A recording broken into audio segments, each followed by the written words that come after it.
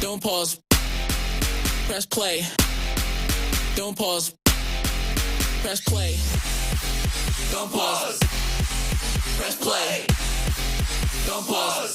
Don't pause. Press play. Press play. Press play. Press play. Press play. Press play. Press play. Press play.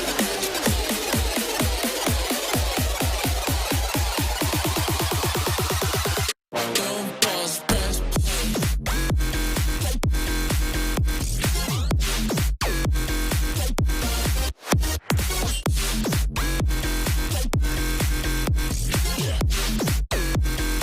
I wanna hear what you got to say. Press play.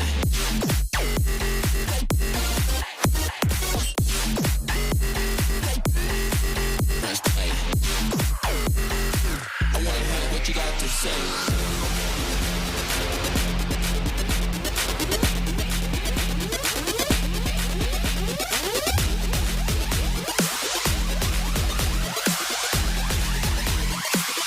Don't pause, press play.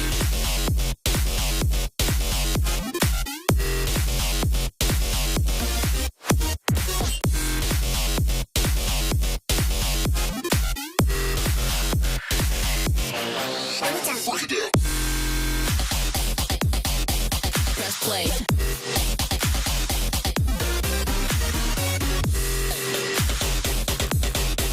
Press play.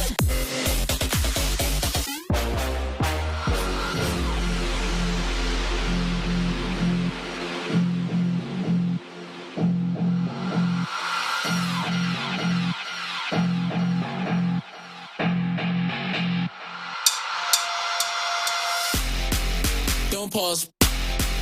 Press play. Don't pause. Press play. Don't pause. Press play. Don't pause. Don't pause. Press play. Press play. Press play. Press play. Press play. Press play. Press play. Press play. Press play.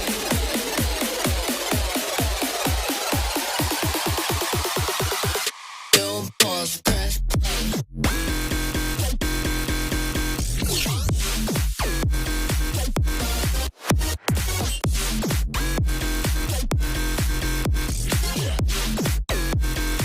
I wanna hear what you got to say. Press play.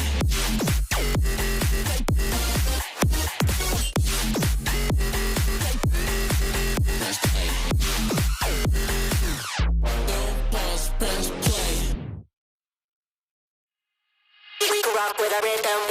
We can rock, rock, rock.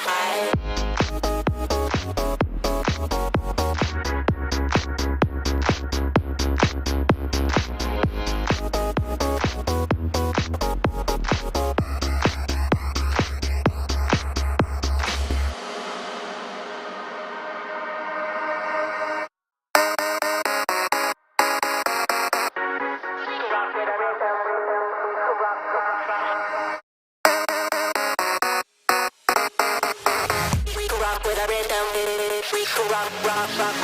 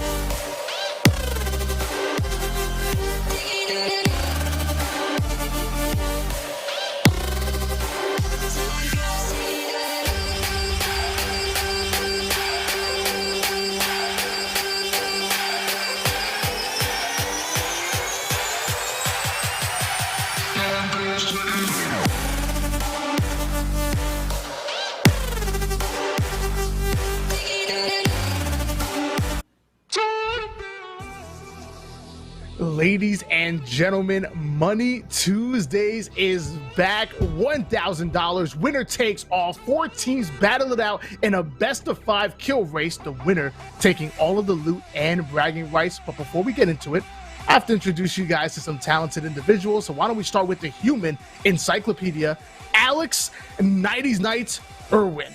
What's going on, everybody? Tony, it is good to see you, brother. We are here the next week. This is going to be a night to remember. This is a status quo night, Tony. All these players have been on the team status quo. It is unreal what we're about to see. I am so excited to be here.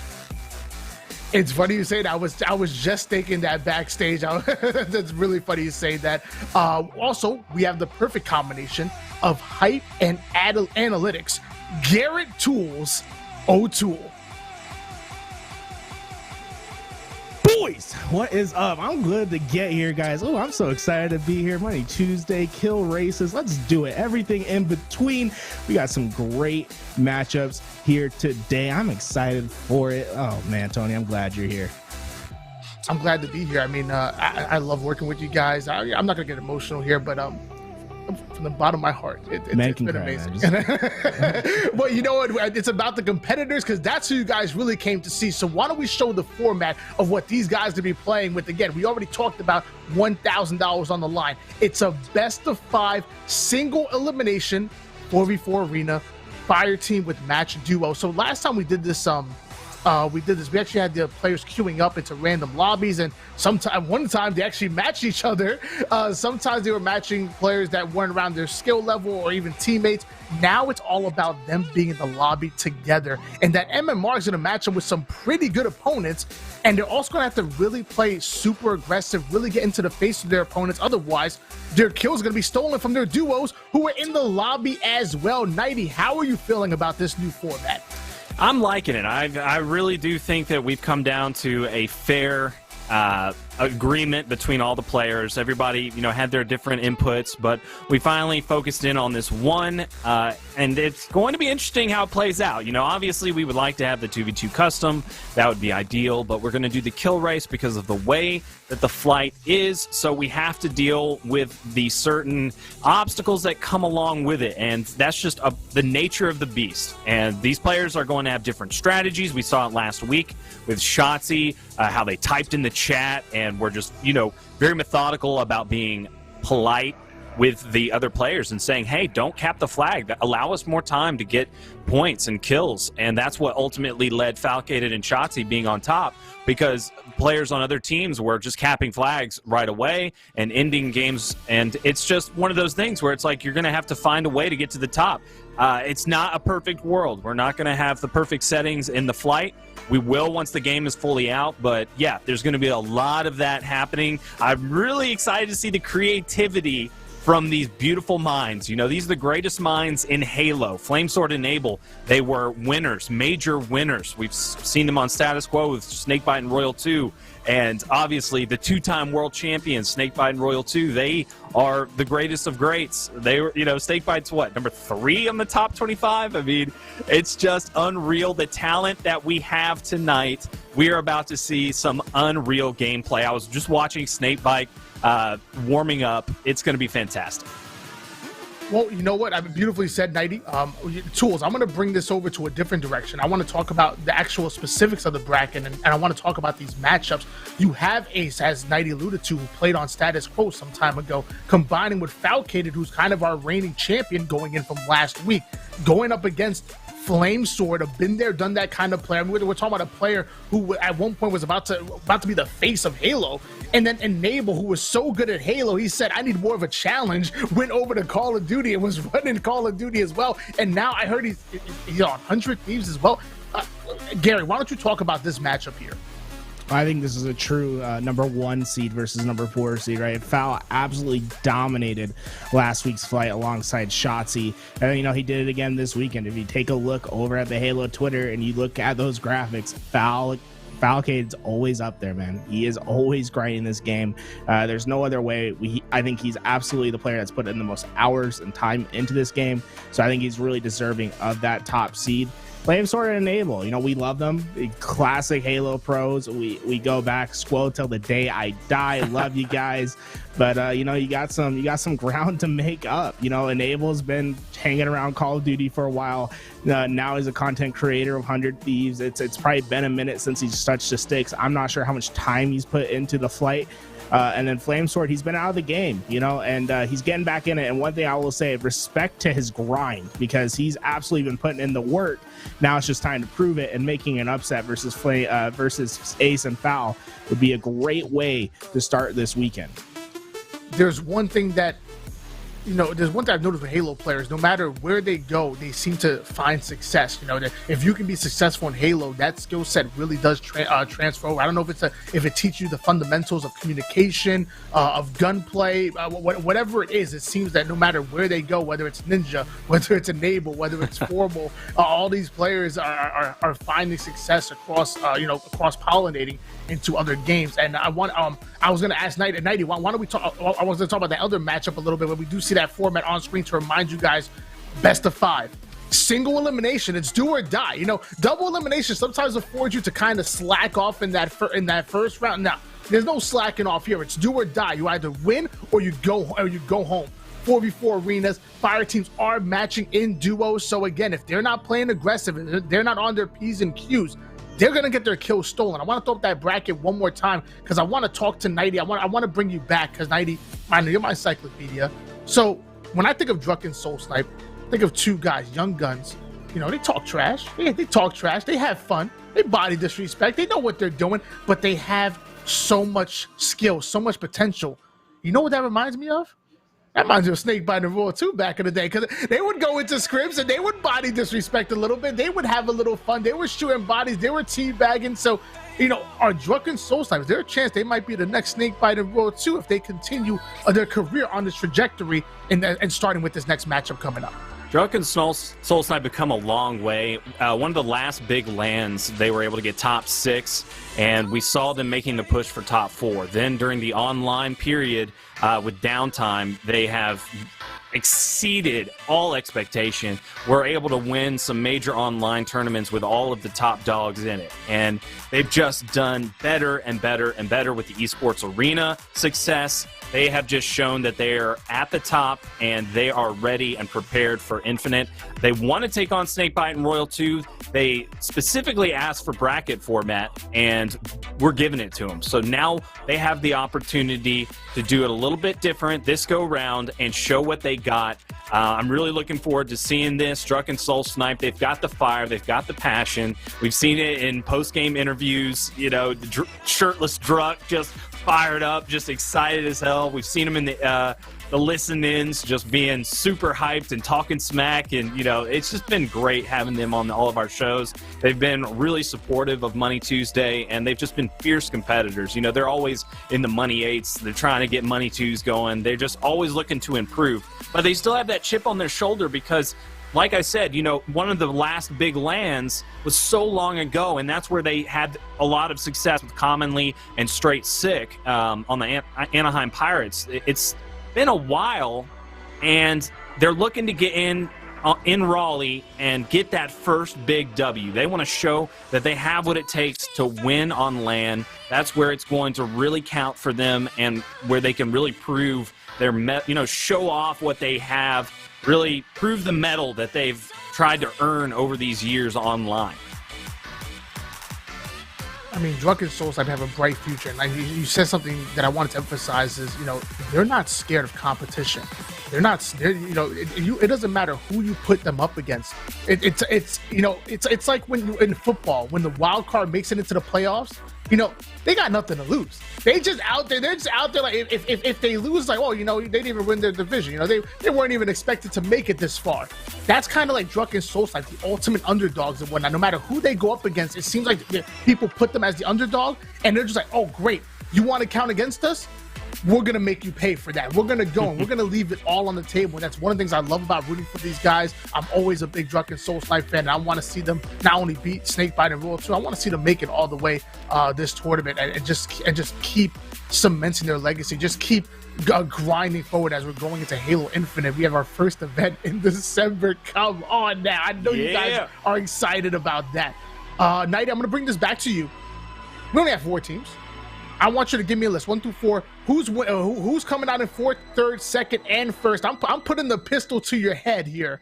I want you to put them in order. 4th, 3rd, 2nd, 1st. Well, like we've already talked about, Falcated is a grinder right now. He's been going hard. He won with Shotzzy. Ace is still amazing, but he's still stepped down from Shotzzy, so this is going to be a little bit more difficult this go around. I don't know how much time Enable's put in, so I'm going to give Ace and Falcated the win here. I'm going to have them taking that one pretty easily because they're just very prepared for this one. Ace has been fiending to get on some Money Tuesday and show what he's got. Ace and Falcated were with Boo Boo and Spartan at Anaheim, DreamHack Anaheim. That was the last major LAN, Halo Reach. And they won it. They're the final, I guess you could say they're the reigning champions as far as LAN is concerned. So Ace and Falcated, they're feeling like they're on top of the world. They can't wait to get back to LAN, play at Raleigh. They're ready to go. They are so prepared. I'm going to have them going into the finals. Obviously, Snakebite and Royal 2 is my pick down below. I just, they're just on the top of the world right now, right? Like They are the 2-time world champs. They won the last major Halo 5 LAN. They won a ton of LANs in Halo 3. So I'm going to have them going to the finals, and they are going to have a tough time against Ace and Falcated, but they're going to pull it out. Yeah, Snakebite reminded me, I can never go up against Snakebite in Royal 2 when it comes to competition. I believe our first match will be starting up real soon, but Garrett, if we bleed over into the first match, I want to hear the same question going to you. I want you to rank these guys from 4 to 1, each and every one. You said Ace and Falcon, number 1 seed. I think I heard you say that was a number 1 seed.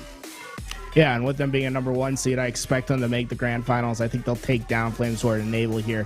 Though I'm going to go in a bit of a different route from Nighty. I think we're going to see Druck and Soul Snipe. They were fiending for this format. I think they're ready for it. They really have been preparing for this event. I think they're going to come out hot. They're going to show that they're Money 2 fiends, and they're going to do whatever it takes to take the dub. I think it's going to be a close one, but then in the grand finals, no, I'm going to go, man. KCP all day. I think they're going to be coming home $500 richer from either side.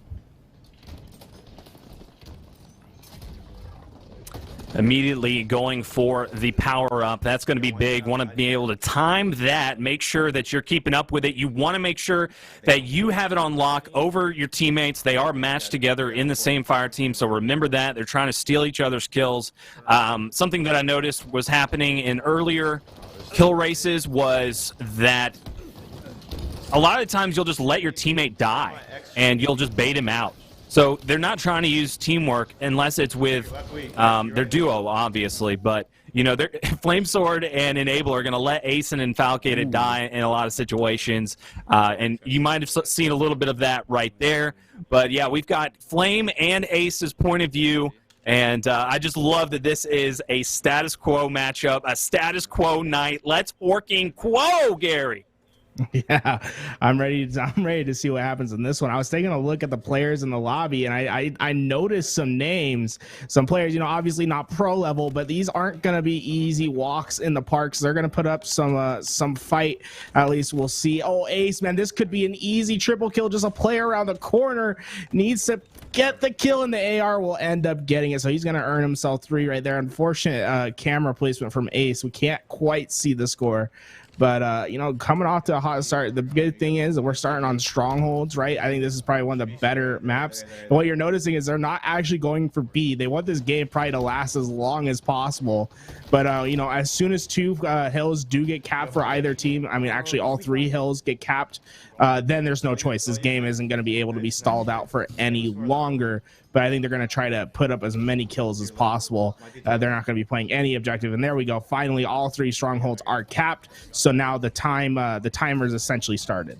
And the way the scoring is working is we are going to do a best of 5, meaning we're not tallying up the scores from all night or during the round. We are going to do it game by game. So whoever has the most kills in this game will get 1 point, and then it is whoever wins in the best of 5. So that is the way that the scoring will work. And I think that's going to make it a little bit more interesting than what we've done in the past. But you're spot on. They want to make this one last as long as possible. So that's exactly what we're seeing from Flame. He's being super aggressive on the spawns. And it looks like he did too much influencing on that spawn too early. He didn't look at the timer. He didn't time it just right. And that is going to lead Ace and Falcated picking up all of the kills. That was a very, very unfortunate play by Flame. Now, one thing to note, Nighty, is depending on how these kills are racking up, it could be beneficial for two of the players to go for a trip cap, right? If you have a big lead, you get 5-6 kill lead, I think you start putting that thing in a trip cap and you force the other team to start, force the other players to start playing more aggressive for their kills, getting a little bit more riskier. And right now we see Flamesword, I think he might be on the strat of, hey, let's try to win this game and not let this thing go any further than it needs to go, because he's on a killing spree and he's just racking it up for his team thus far. But beautiful rotations, they just need to be on top of it, and really it's just about out-rotating your own teammates. It's just such an interesting dynamic when you're playing against two players on the same team. Remembering the history of these players, Flamesword and Abel, they teamed with Ace in Halo 3 for a very long time. They were with Assault, and they got second place at 2010 Nationals. And they were in the grand finals against Final Boss. They really ended on a very hot streak. And then in Reach, they won the first event. So there's a little history here. Ace, man, he wants to win this one bad. You know that there's some, the personal vendetta there. They're like, no. You guys left Halo. I've been around here. I've been winning events. You guys stay out. Like, I'm going to keep winning. And so he's doing just that, doing a great job staying aggressive, picking up these kills. Now, exactly what do you want to be thinking about right here, Gary? Once you start picking up the kills, they're all on death screen, and you've got control of the map. Especially the sniper, right? Ace's first priority needs to be just rotating and making sure that he's on top of the spawns. That's going to be the biggest thing. Making sure you can manipulate the best that you can. Unfortunately, you're going to have two teammates that aren't working with you, so that could be a bit of a struggle. But right now, we see Ace, and I don't know if it's ever a good sign when you're going into your settings and you're working on your sensitivity mid-game. But let's see. I mean, Ace got some great kills early on. I think right now with how the kill feed's been going, I want to say they have a lead. And we're going to look towards them to maintain it as we see Ace starting to push forward. He's going to get shots over at C, getting more. Can he get the kill? Yes, he does. And look at that. They're not going to try to cap the base right now, so maybe that's an indicator that they don't want this game to end. And I'm waiting for the strat, Nighty. I think as soon as you get 6-7 kills of a lead, you go straight for the trip cap and you try to end that game. Because if you're getting kills, you can very easily not let the other team cap, right? Especially when the kill feed is just being lit up. If you have a lead, I think it's going to be very easy to maintain it and try to hold the trip cap. Flame is just not being aggressive enough for me right now. He really isn't getting up into their faces fast enough. But there we go. He gets some help, and he's going to get that double. No problemo. Excellent shots out of him with the commando. Perfectly paced with the bloom. That's exactly what you want to see out of the status quo play caller. Flamesword back at it here in Halo, wanting to compete. He's already announced his free agency. He wants to get back into the swing of things, and I'm here for it, man. I think he could really be a top competitor if he gets the right talent around him. Look at this Ace going for the, oh no, he's just going to get Ace. So he's just getting themselves out of the trip cap. He has the weird colors on, so sometimes it gets me a little confused. But man, one thing I'll say about Ace is he's the one that's been picking up the sniper rifle. He got the last one, he's gotten this one. And that's going to be a great indicator as to who's really controlling what needs to be controlled, right? Especially on a map like Bazaar where the rockets are up. Rockets, free 4 kills. Ace, he's having a little bit of a problem right now trying to hit with the sniper rifle. But if he can get that thing in tune and start racking up easy kills, fast kills, that's where we could see some dangerous opportunities. He's going to connect with the no-scope. Easy cleanup. Now he's just going to be checking middle lane. Not going to connect with the headshot, but there is an opportunity to get the cleanup, and he does. Now he's looking at his radar. Got a player under him, going to hunt that player down. Doesn't connect with the no-scope.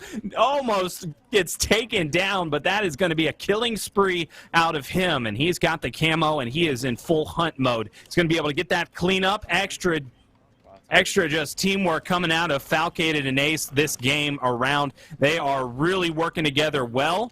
He almost swings around and connects with that one, but that is going to be Enable who is able to clean that up. So that's what you got to watch out for. If you're going to miss those crucial shots, you're going to give it up to your competitor, and you're going to see that all night long. Here we go, the AR, the darn best gun in the game.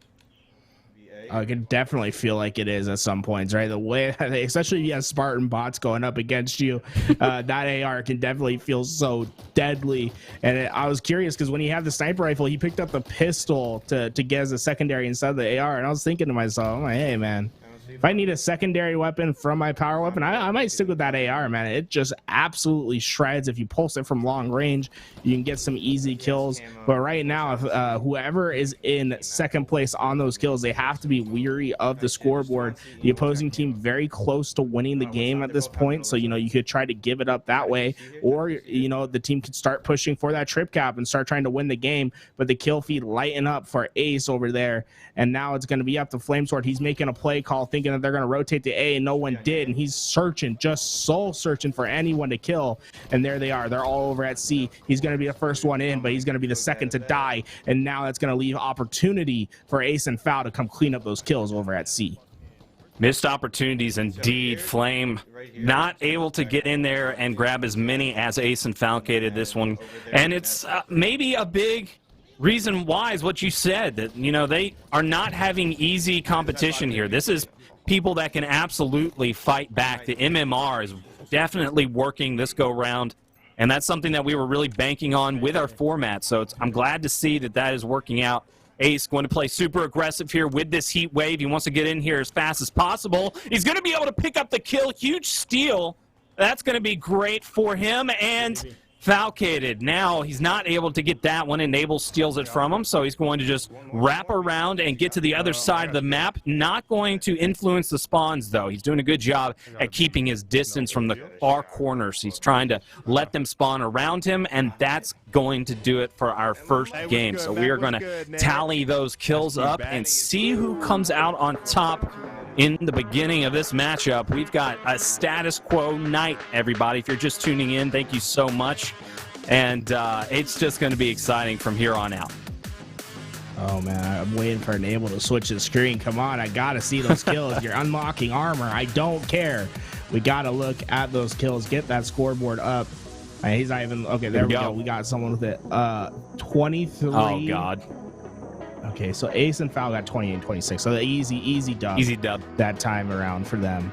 Flamesword not quite able to get what was necessary with only 19 over there. But hey, it's a best of 5 format.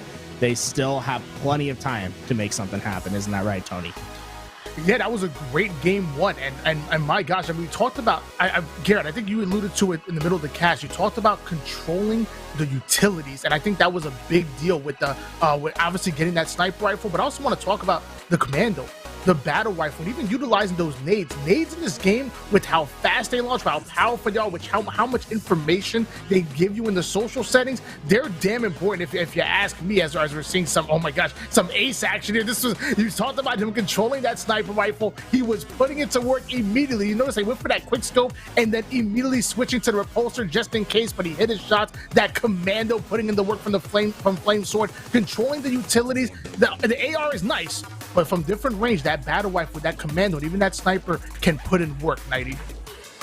Yeah, it really can. If you are timing it just right, if you're making sure to get that accuracy down and not freak out, because you'll see a lot of the times people let that recoil get away from them, and it's a lot like Counter-Strike, where you just totally miss out on an easy kill, and it's a bit of a choke. So you just got to make sure to feather it and just come out, because I mean, it only takes like 4 or 5 shots. I mean, it's very accurate and can really dominate up close and at range. loving the hell out of that weapon. Can't get enough of it, man. I'm loving some Halo Infinite. Gary, it's an exciting time right now to be a Halo fan, sir. Oh, yeah. I mean, we're going to see some incredible competitive play in this game. And so far, man, the MMR is working perfectly. I just saw it caught the kill feed. King Slavith on the other team. There's no chance these guys are going to quit out to get their chance to play against these 4 pros. These guys are some grinders. You'll see them on the Halo 5 ladder constantly. And same thing happened in the last game. You know, shout out to Snuggles and Lanimal, 2 players that are trying to make their name in the AM scene. You know, they got themselves torched a little bit in the last game. I'm sure King Slavith and the crew are going to get themselves torched in this game, but it's going to be a fun one to watch, as it's already a bit of a competitive one, 6-4 early on. I like Enable's aggressive play right there. He kind of harkens back to his days on 100 Thieves playing some Call of Duty, especially on this map. It looks exactly like his gameplay from it. Oh, man, did that EMP just get shot? Or did it just... You can definitely shoot grenades on the ground or in the air. Ooh. I did not know that. That's going to be so important in BTB, if you know, because there's a lot of times where the EMP was about to really just dominate my teammates' vehicles, or it was just in a bad spot. But that is very good to know. I love all the intricacies and just the level of technical ability that you have in Infinite. It's going to be so important going forward. Having things like that just adds to the brilliance of the game. And here we go, Ace getting set up for these spawn kills. Oh my gosh, he's got the drop shield ready to go. He is all ready. He's got the BR and the shotgun. Couldn't be a better setup here, but he's going against the AR. ARs all day, baby. They just will take you out, almost getting shut down. But he was able to clutch it up and get that final shot. Now you see he's collecting that ammo right there. So he's got a good setup. Now he's grabbing the overshield. This is perfect, getting rid of the drop shield. Not really something that you totally need, especially in a kill race. You want to make sure you're moving as much as possible. Oh, man, but the rockets went into the hands of Flamesword. So those are going to be put to work right away, as he's going to be able to find one. And we could be having a potential situation right here. But so far, man, just a dominant gameplay from these guys, the Slayers. You can't expect them to be close. And I think we're going to chalk out this lobby, as we're going to reset this one as the other team. They decided not to stay around. You know, I'll have to give King Slav talking to, because he's definitely a player that's good. He's trying to make a name for himself. He's quitting out of my lobbies. I hate that. Oh, man, Tony, you're going to have to lash King Slav for me. Yeah, I mean, hey, sometimes you got to take your beatings like a man. That's as simple as that. I mean, hey, Nighty, you've been there, done that as well. You've been an AM player. I know you've matched against a lot of these professional players, and they've put the work on you. But at the end of the day, you grinded it out because you knew that it was getting you better. Sometimes you just got to get beat down, and watch that film and find out what you were doing wrong and turn your weaknesses into strengths. I'm right there with you, Garrett. Especially in the beginning of your career as a lower amateur or mid-tier or whatever you are, if you haven't been to a major LAN and you're trying to practice and get ready for it, you want to get used to that. You want to make sure that you are understanding the pace of a high-level game when you're playing against really good people. So that's just unfortunate to see something like that where they back out. You want to make sure that you're grinding and staying in those games when you get an opportunity to play against some of the best. I mean, you get join in progress in these games, so people can just, you know, if you wait a second, you'll have some help. You just need to wait in a corner and hang on, because you're going to get people coming in. That's one of those great things about social. And, yeah, it's just unfortunate to see that they had such a bad start, and we're just like, nah, I'm getting the heck out of here. I don't like to see it. I definitely want to make sure that you're going to give them some shit for that, because that's no fun, man. Come on, you got to stay in there and just take it like a man. Take it. Now we're moving on to Recharge, and this map is interesting. I think Recharge is a decent Strongholds map, and look, and we're starting on with Strongholds. Garrett, why don't you take it away? Oh, I love me some strongholds, guys. Once again, we're probably not going to see the our team of 4 pros go for that B stronghold right away. They want this game to last as long as possible. But once all 3 hills are capped, there's no neutralizing. So that's going to put an end. It's going to put a timer on the match. And we can see it's Flamesword. And it looks like he's going to end up capturing B, trying to use himself as a little bit of bait, but no one to be seen at the moment. Things to be mindful of. There's a gravity hammer that spawns on this map, an overshield in bottom mid, and the repulsor can be very useful. There are certain parts of the map where you can repulse yourself up, repulse people off, and of course that grapple hook that spawns right behind Flamesword. I'll be interested to see if anyone can make some plays, because I think this map so far has been the best for the creativity and the sandbox that the grapple hook offers. This is the map to use it on. Ace getting that grapple as soon as you said that. I love that. Just making sure to keep his shields and stay in an advantage spot. But oh my God, the AR too strong. They're going to take him out fast as a mother. Boy, he just got melted by that thing. Ooh, I believe I just saw some big names over on the other side. That's going to be Hayes the GOAT. Hayes the GOAT is actually a very good competitor. We've seen him compete at, I believe it was UGC St. Louis 2015 in H2A. He got top 12. I'm not sure if there was consolation or not, but he did get up there. That was a really big event. It had about 90 teams, and he was able to make some big things happen on a pretty decent roster. And I think they upset some really good teams as well, some big names. So Hayes, that's going to be a tough guy to go against. He's not going to be an easy kill at all. Yeah, I think this lobby, it's looking to be some good Halo players. Now, obviously, when you're going up against pros, it could definitely be a tough one, but I think we're seeing some great action thus far. Both teams going to have to really think about their gunfights and not just go gun-ho every single time. The pistol coming in handy after the Commando doesn't get the job done.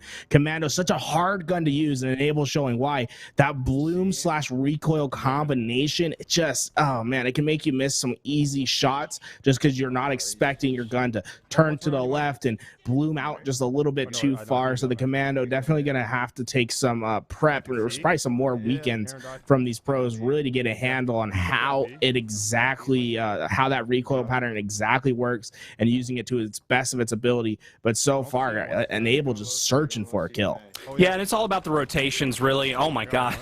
His aim got a little crazy right there, but he was able to recover and got it right on track. Excellent AR coming out of Flamesword there and picking up another kill. Good job by him getting those very, very crucial steals. That's going to be massive if you're going to win these kill races. It's basically a free-for-all. You know, the mentality of timing your shots is very much there. You got to get the headshots, and you got to time them at the right point when there's players that are making people weak. So there you go. Flamesword is going to help Ace to secure a kill, and that is just the back and forth nature of the kill race. Here you see Ace once again just dominating on the other side of the map, so that tells Flamesword, hey, I got to get something going on this side of the map. And he's made this mistake before. He's influenced their spawns. He's not making that mistake now. He's really timed it just right. I'd like to see them start using the back button a little bit more, so knowing exactly when those players do come up. Oh, no, the AR! The AR too strong again is going to take him down. He was too crazy, getting a little carried away with that Commando and not able to secure the kill. It's those easy routine kills that you miss out on that are really going to end you the night, that aren't going to let you get ahead of the pack. Very unfortunate. Oh my God, Ace, 2 seconds, not even a second away from death, able to pick up that trade. Great job by him. That's something that you see from Ace all the time in big tournaments. He's able to get those crazy last-second kills and crazy trades. That's kind of like his trademark, right? Like even when he was the global champion, oh baby, Enable gonna win a big one. When Ace was the champion, he won the global championship against Pistola, one of the greatest to ever play. Personally, I think he's the greatest. He's my personal GOAT. It was because of that one play he made. He was able to just clutch it out with that huge challenge in a really really tough situation, and that's what Ace has been doing in this kill race so far. He's been playing out of his mind. He played really well last time. He was teaming with Stress. I think he's going to do obviously much better with Falcated. Falcated just putting in so much more time, being the reigning champion of Money Tuesday. Look at this. Now we're getting to the point where the other team, you got to start thinking about, hey, do we want them to win this game? Are we in the lead? Do we want them capturing hills? Ace is saying, nah, don't want that to happen. Yeah, let me get this double kill real fast. He's going to jump straight out the hill and try to get towards their spawns. And we saw it just right there. You know, a little thing to think about, guys, in the future for Halo Infinite. The Instasplodes are back, and they're better than ever. It seems like any grenade can trigger a plasma grenade to go off. I'll be very curious as to what happens in the future, whether we see, you know, maybe a Walshy and Reincarnate come out and just start absolutely beaming on the map, start making some tech moves with those Instasplodes. But the Commando has proven to be a fickle beast for these players to handle. We've seen the ups and downs of it, with Flamesword getting the double kill on the previous map on Livefire, or, you know, once again, Flamesword getting the gun out and not having the ability to finish a kill, going into that reload and then not having the appropriate secondary. And so far, what I think I've seen different from Ace and Foul is that they've really valued the AR. When they have it, they go out and they use it, and they kind of use whatever's appropriate for whatever point on the map they are in. And look at this. Oh man, once again, just not able to finish it with the Commando. Thankfully, his teammate Foul was there to finish up that kill, but we're already seeing the what the Commando is going to offer in competitive. It looks like a tough gun to use sometimes. Yeah, and because of last game's unfortunate quit out, they are going to just reset. It's not going to count as a game. They weren't in the race on that one. It's just, unfortunately, not going to be in the favor of Enable and Flamesword, because I think they were doing pretty darn good in that game to start off. So just one of those unfortunate things to happen. Is the nature of the beast. We're going to be saying that a lot, but it just is what it is. So currently 1-0 still, and they are trying to fight back to get into this one, but I think Ace is just absolutely taking over. You're seeing Falcated all over the kill feed. Flamesword's going down. Enable's trying to keep up, but oh man, it's just going to be a really, really tough battle here, because both these players are just red hot. Oh my god, but never mind. As I'm saying that, Caster Curse, Ace gets just demolished. Excellent play out of that guy. Call me the Bat. Is that Batman? If that's Batman, I swear to God, man, I'd love to see him back. He is just a super underrated Halo player. And these guys seem to be doing a pretty darn good job against them. They're getting some good kills off on them. Obviously, Ace and Falcated, these guys just too much for them to handle. But yeah, they're definitely being able to, you know, make sure they're not too easy at kills and not too boring. But there you have it. That is probably going to go in the favor of Ace and Falcated. They look too darn good. Oh, man, they look incredible. I think one thing for Flamesword to know, I mean, when you're using that Commando, bloom control is very important. You know, it's okay not to just fire that thing off full auto. I think we've seen a couple kills that get missed just because he keeps that trigger down. But let's go take a look at the kills, and that's going to be another dub on the 18. Side of Falcated and Ace, 26-22. You guys looking great. Look at that. I mean, Foul with 18 assists is crazy to think about, man. He was absolutely all over the map. I wonder if we could get his damage stat, because that's absolutely insane. You know what I really want to see, Tony, is some Falcated gameplay. Like, I would love if we could just see where he's at right now. He hasn't been streaming. There hasn't been anything coming from his side of Twitter. I haven't seen any Falcated clips. I just want to see some Falcated action, man. I mean, I really agree with you. Falcade is one of those players that I just don't know much about. And you know, I'm an avid Twitch watcher. I'm always in these guys' streams, and I want to know not only about their skill level, and I want to learn and implement as much of their gameplay into my own gameplay as possible, but I also want to know more about who they are as a person, as people. So I would love for Falcade. I don't know if you can hear me, Falcade. I'm sure you go back and watch the broadcast. You know, start streaming. Let us know. Hey, hit me up. I'll interview you.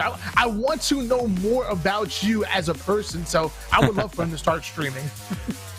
Next time we see Foul stream, guys, it's gonna be, you know, he's gonna be phasing up, because I think he's going to be up on FaZe. I think FaZe is going to have to pick up that roster, man. Foul looks too filthy not to be phasing up on main stage. You know what I'm saying? Oh, man, I can't wait for that roster to start doing something. That's going to be sick. You know the content coming out from that org is just going to be premium, top tier. I'm looking to see if they bring out any big names, you know. Who knows who those guys could be teaming with if we get some formal, obviously Enable, Flamesword, if they're coming back.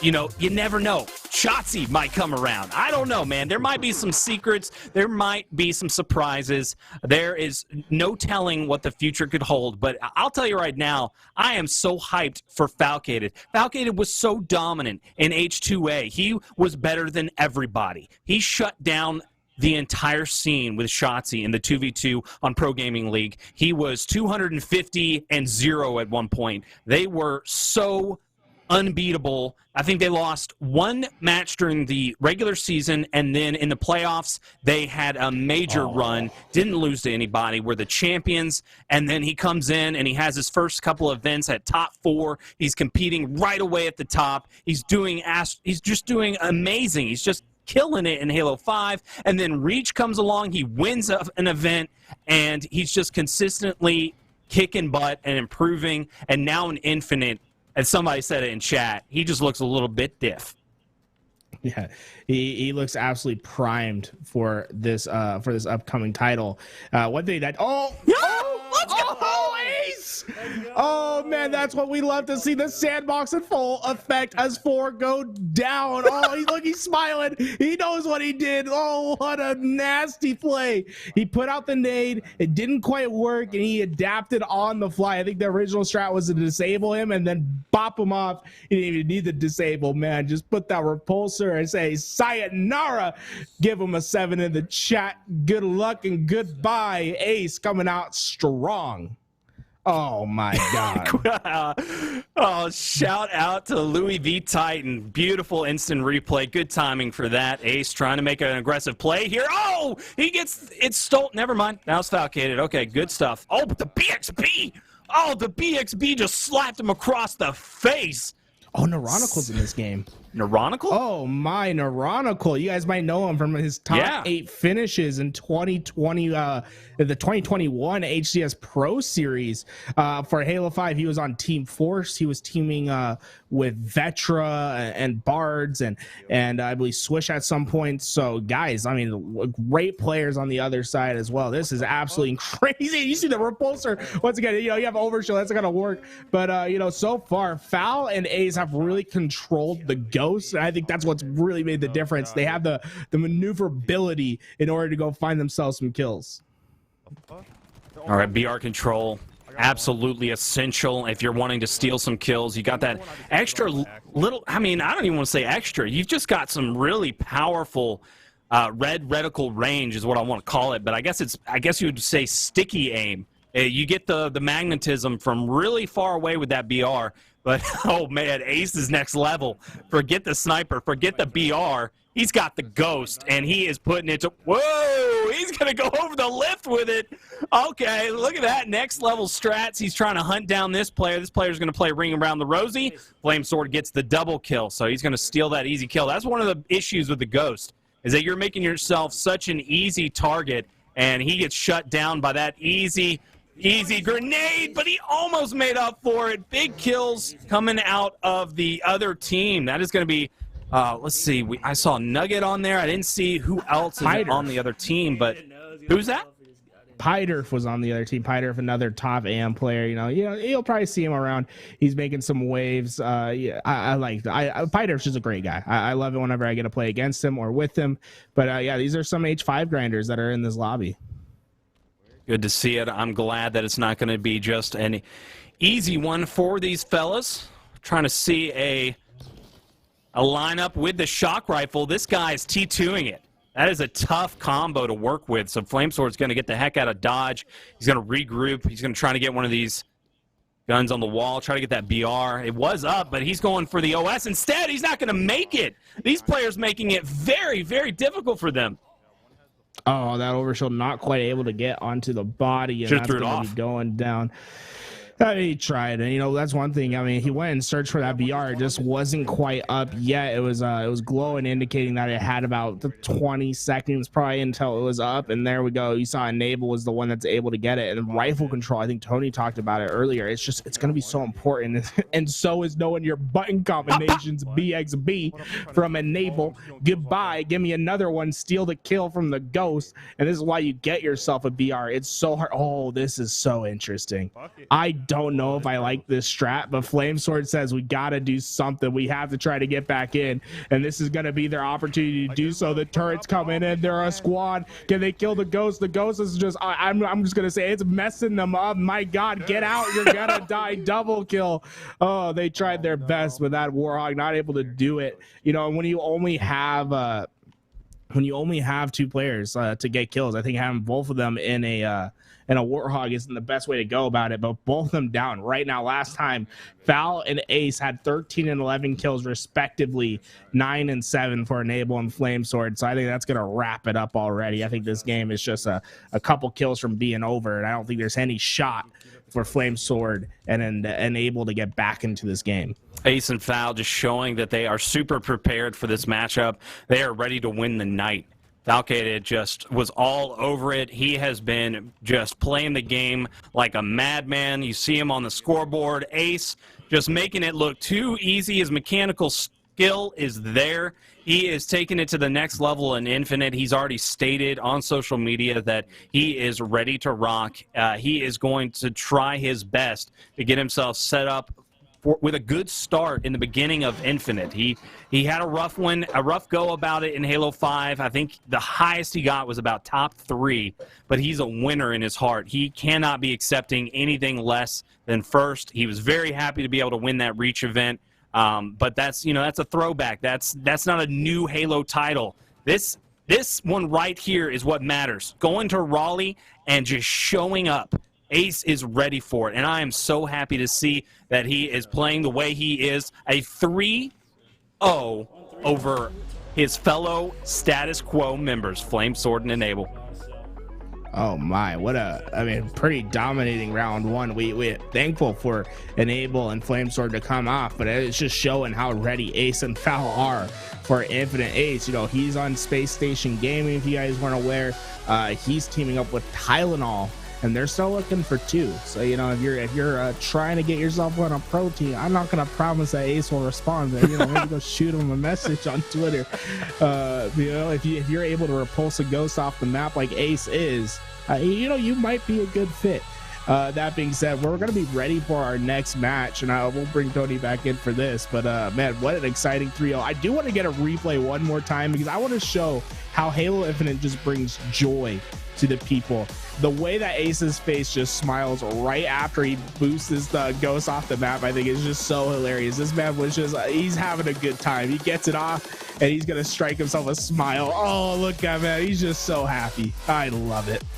Oh, the sandbox in Infinite really does allow for some incredible plays to be made. We see it all over Twitter at the moment. We're seeing it from some big influencers, some big content creators, all different types of creative plays. And that really is just routine, right? Like the Ghost set himself up for failure, just coming right around the edge like that. I mean, you can't really bank on somebody having the repulsor in that situation, but it just was an easy lineup, and Ace followed through perfectly. So that is just beautiful gameplay out of Ace and just dominating the competition. They're going to go through into the finals.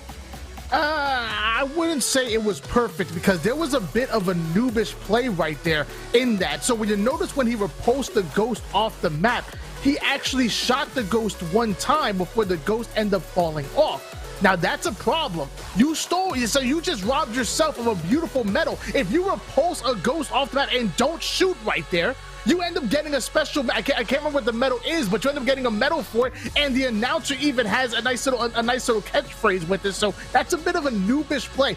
So for any of you guys, if you're going to repulse a Ghost or anybody off of the map, do not shoot them, because then you end up getting a kill as a battle rifle as opposed to the kill with the repulsor itself. So a bit of a Ace. No, you follow me. I'll DM you. Don't worry, we'll talk. I'm gonna do you one more, Tony. I'm gonna do you one more. This is a kill race. if somebody across the map had a BR, they could have shot that ghost and stolen that kill from Ace had he not got that BR shot. Style points count. They count for triple. There are no points for style, period.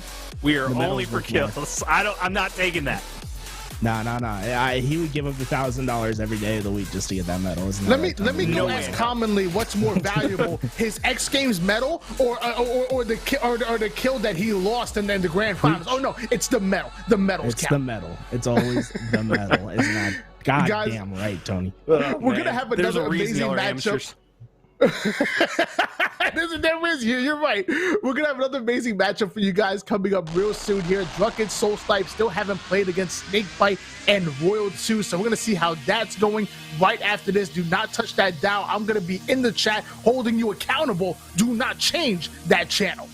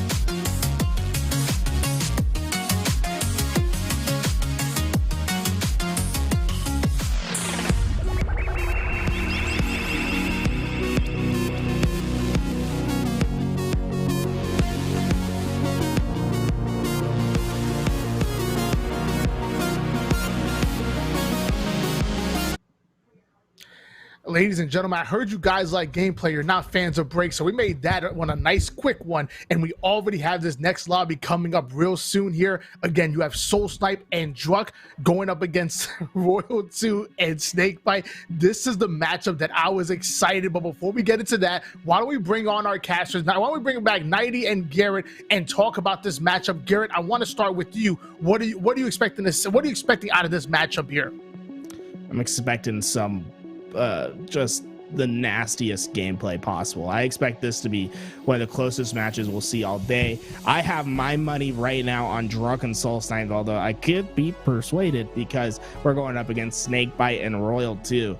And, world champions are world champions. You're talking about number 3 and number, 5 respectively. I mean, god damn, you're going to have a big hill to climb. But I believe in the H5 grinders. Let's see them pull it out. I love these guys. I think they're going to do something successful. I like how KCP's really been behind these two, and they're willing to build an organization around them. They could have sold that team and gotten the bag. Instead, they said, nah, we're going to hold on to these guys, and we're going to get some upsets in Halo Infinite. Love that from their org. So I expect Drunken Soul Snipe to pull up the upset right here. Well, I love me some Drunken Soul Snipe. I always root for an underdog, but the last time I rooted against Snakebite and Royal 2 in a kill race in Halo Infinite, Snakebite legit added me on Twitter and said, sorry to disappoint you. I was so excited because I watched this guy growing up and whatnot, and some saying Snakebite adds me. I click on the tweet and I'm like, oh wait, he's freaking roasting me on Twitter. So that was my first interaction with Snakebite. It probably wasn't the best. So Snakebite, let me be very clear. I will never, ever go against you or any team that you're on ever again. As you're seeing the format on screen here, it's a best of 5. First to 3 are going to take it. Simple as that. We've been through this before. Drunken Soul Snipe are seasoned veterans. So are Snakebite and Royal 2. So this is going to be one heck of a matchup. Nighty, who are you going for and what are you expecting? There is no chance in hell Druk and Soul Snipe are losing this one. They are coming in with a passion, with a fire. Snakebite and Royal 2, they are going to I mean, they're obviously 2-time world champions. They're amazing. They won our first kill race, but I believe Druck and Soul Snipe have put in a lot of practice, and they are ready to take down the Titans, man. Snakebite and Royal 2, they've been on top too long. They won our first kill race, and it was very dominant in what they did. I mean, I'm not going to lie. They were incredible. But, yeah, Druck and Soul Snipe, I'm gonna give it to them this go-around. We're going back to Behemoth, and look at this. Snakebite, he's going straight for the camo. He gets himself a little bit of a grapple to go with it, and he'll have a sniper rifle. So that's going to be great to see. Now, who in the kill feed? Royal 2 got the ghost. Oh, wow. What just happened there, Tony? What? I think I must have missed it as well, because all I saw was him just randomly blow up as we hop on board with Soul Snipe, who ends up getting one of the easiest double kills that I've ever seen. Whenever I'm playing Behemoth, the first thing I'm thinking of is we need to control the vehicles. We need to control that Warthog. We need to control that Ghost. But in a kill race, I don't know if the Warthog's going to be as effective. You're essentially taking somebody out of the race, if you will, no pun intended, because as a driver, you literally can't get kills except by splatters. So I'm not even sure what would be the meta in a kill race. Garrett, why don't you shed some light on this one? You just casted this same map just not too long ago. Well, I think Royal 2 and Snakebite had the right idea. One person gets the sniper rifle, the other person gets the ghost. Unfortunately, I think we could be seeing some early exits from this map, because this is just domination from either side. Snakebite going to be able to find himself another kill for the killing spree. He's looking for the next, but that one not going to go in his favor. But instead, my God, it's so hard to read the purple kill feed sometimes. I don't even know who got that one, Tony. But I just think right now it's getting on top of those sniper rifles and obviously keeping the ghost in your possession. The ghost's going to be so important. And you know, it's funny because I'm a big fan of utilizing that assault rifle, but you know, sometimes the assault rifle takes a little bit longer for that kill time, so that leaves room for the sidekick players to come in and steal those headshots. And same thing with the ghost. The ghost, just like you're seeing right there, the ghost puts down those red plasmas, so it's going to rip shields, but it takes a little bit longer to finish off that kill, so somebody could easily come in and jack your kills when you're utilizing the ghost. So these are things you got to think about when you're going into the kill race, because he's right now looking like Lonzo Ball, getting all of the assist, but that's not going to count when it comes to a kill race. Oh man, did you see that guy's name? Linkage 84, paying respect to Mr. Druck in the kill feed. These guys having a tough time. This ghost proving. Oh my God, dude, stop using the ghost. I think he's fed Soul Snipe like 4 kills now with the ghost. I maybe just throw it off the map at this point. That thing is just racking up assists. Well, you know what? Maybe just like in a bait and switch situation that you know Snakebite and Royal 2 have done time and time again, maybe you need to bait and switch with the ghost. Have Royal 2 showing up with the battle rifle, really looking over the teammate with the ghost and stealing those kills by headshotting with the BR, because I believe I just saw Druck having 10 kills on the feed right now as the shock rifle being utilized here by Snakebite, putting in some good damage. But I think they checked the scoreboard, and I believe we had a few quitters. There's still a few. There we go. I think we had 2 quitters on the opposing side, so I'm not sure exactly how we're going to go about this. Maybe they'll get some join in progress, or maybe we might end up not counting this Tony, one. Because there has been 30 kills passed already, I believe this one's going to be played out because they did pass the 30 kill mark. So there is a chance for some join in progress. So we'll see if that happens. At the end of the day, it's just about getting these kills. And so far, it's Snakebite and Royal 2, I believe, who have the lead. So this is probably more beneficial to them at the moment, as Royal 2 is going to find himself another kill as they're cleaning up this kill feed. What is that now? 36 for them. It's just about getting this game cleaned up. Hopefully we'll have some joiners in progress. That way this game can get over a little bit quicker. But yeah, I think this one's going to be going over to Royal 2 and my God, I almost said Soul Snipe. It's Snakebite. I don't know why. You know, maybe that's in the future, man. Sentinels, Soul Snipe. Maybe. I mean, I think his DMs are open, so in case something doesn't work out, make sure you hit him up as Royal 2 coming in with the kill, but ends up being cleaned up, I believe, by the ghost. Still 2 players on the opposing team right now. You know, it's such a treat to see Snakebite and Royal 2 competing in the kill race. As Nighty alluded to before, this is 2 of the top 5 players in HCS history voted within that top 25 list. I mean, these guys are absolutely insane. Snakebite, IGL extraordinaire. And every time we talked about Royal 2, I would listen to the cast and they would just always talk about how amazing Royal 2 shot was, being one of the better shooters in the game. And shout out to the 2 who haven't quit yet. Shout out to the 2 who are still in the game right now, taking this beating. I believe I had it wrong. It looks like Druck and Soul Snipe, in fact, have the lead right now. So it looks like this might be their game to take. Double kill in the feed for, I believe, Druck. And it's just Snakebite's trying his best to find the player. But unless if they can find him fast, it's going to be, it's probably going to be going in the favor of Druck and Soul Snipe. I don't know if they can actually catch up at this moment, but it might be just time to go on to game 2. Because I don't know if this one's mathematically impossible yet, but it looks like they're still going strong, Tony. They're going to try to find these last couple kills.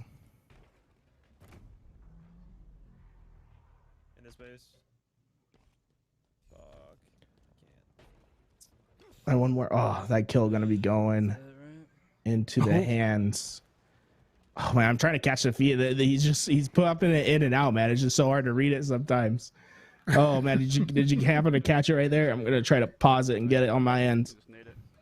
Sadly, I did it. It's moving way too fast. But you know what? It's going to be a nice little surprise when we look at the scoreboard and see what comes in. I'm ready for that surprise. Soul's like coming in for the repulsor. Okay, so maybe you want to get a little trick shotty with it, grab yourself a sniper, go for a 360 repulsor. Hey, I'm counting that as 5 kills. I don't care what you guys say.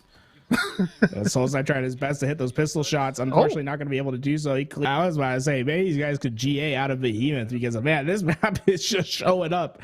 Oh, man. Obviously we prefer the live fire or Bazaar or the other smaller arena map. But, hey, there's sniper rifles to work with. We're playing flag. Now, one thing that could be is if you get a bit of a lead. Oh, man, I thought he was going to get the collat. Not quite able to get the collat and solo snipe, man. You can't be missing snipes when you have sniper in your name, you know? That's just not a good look, Tony.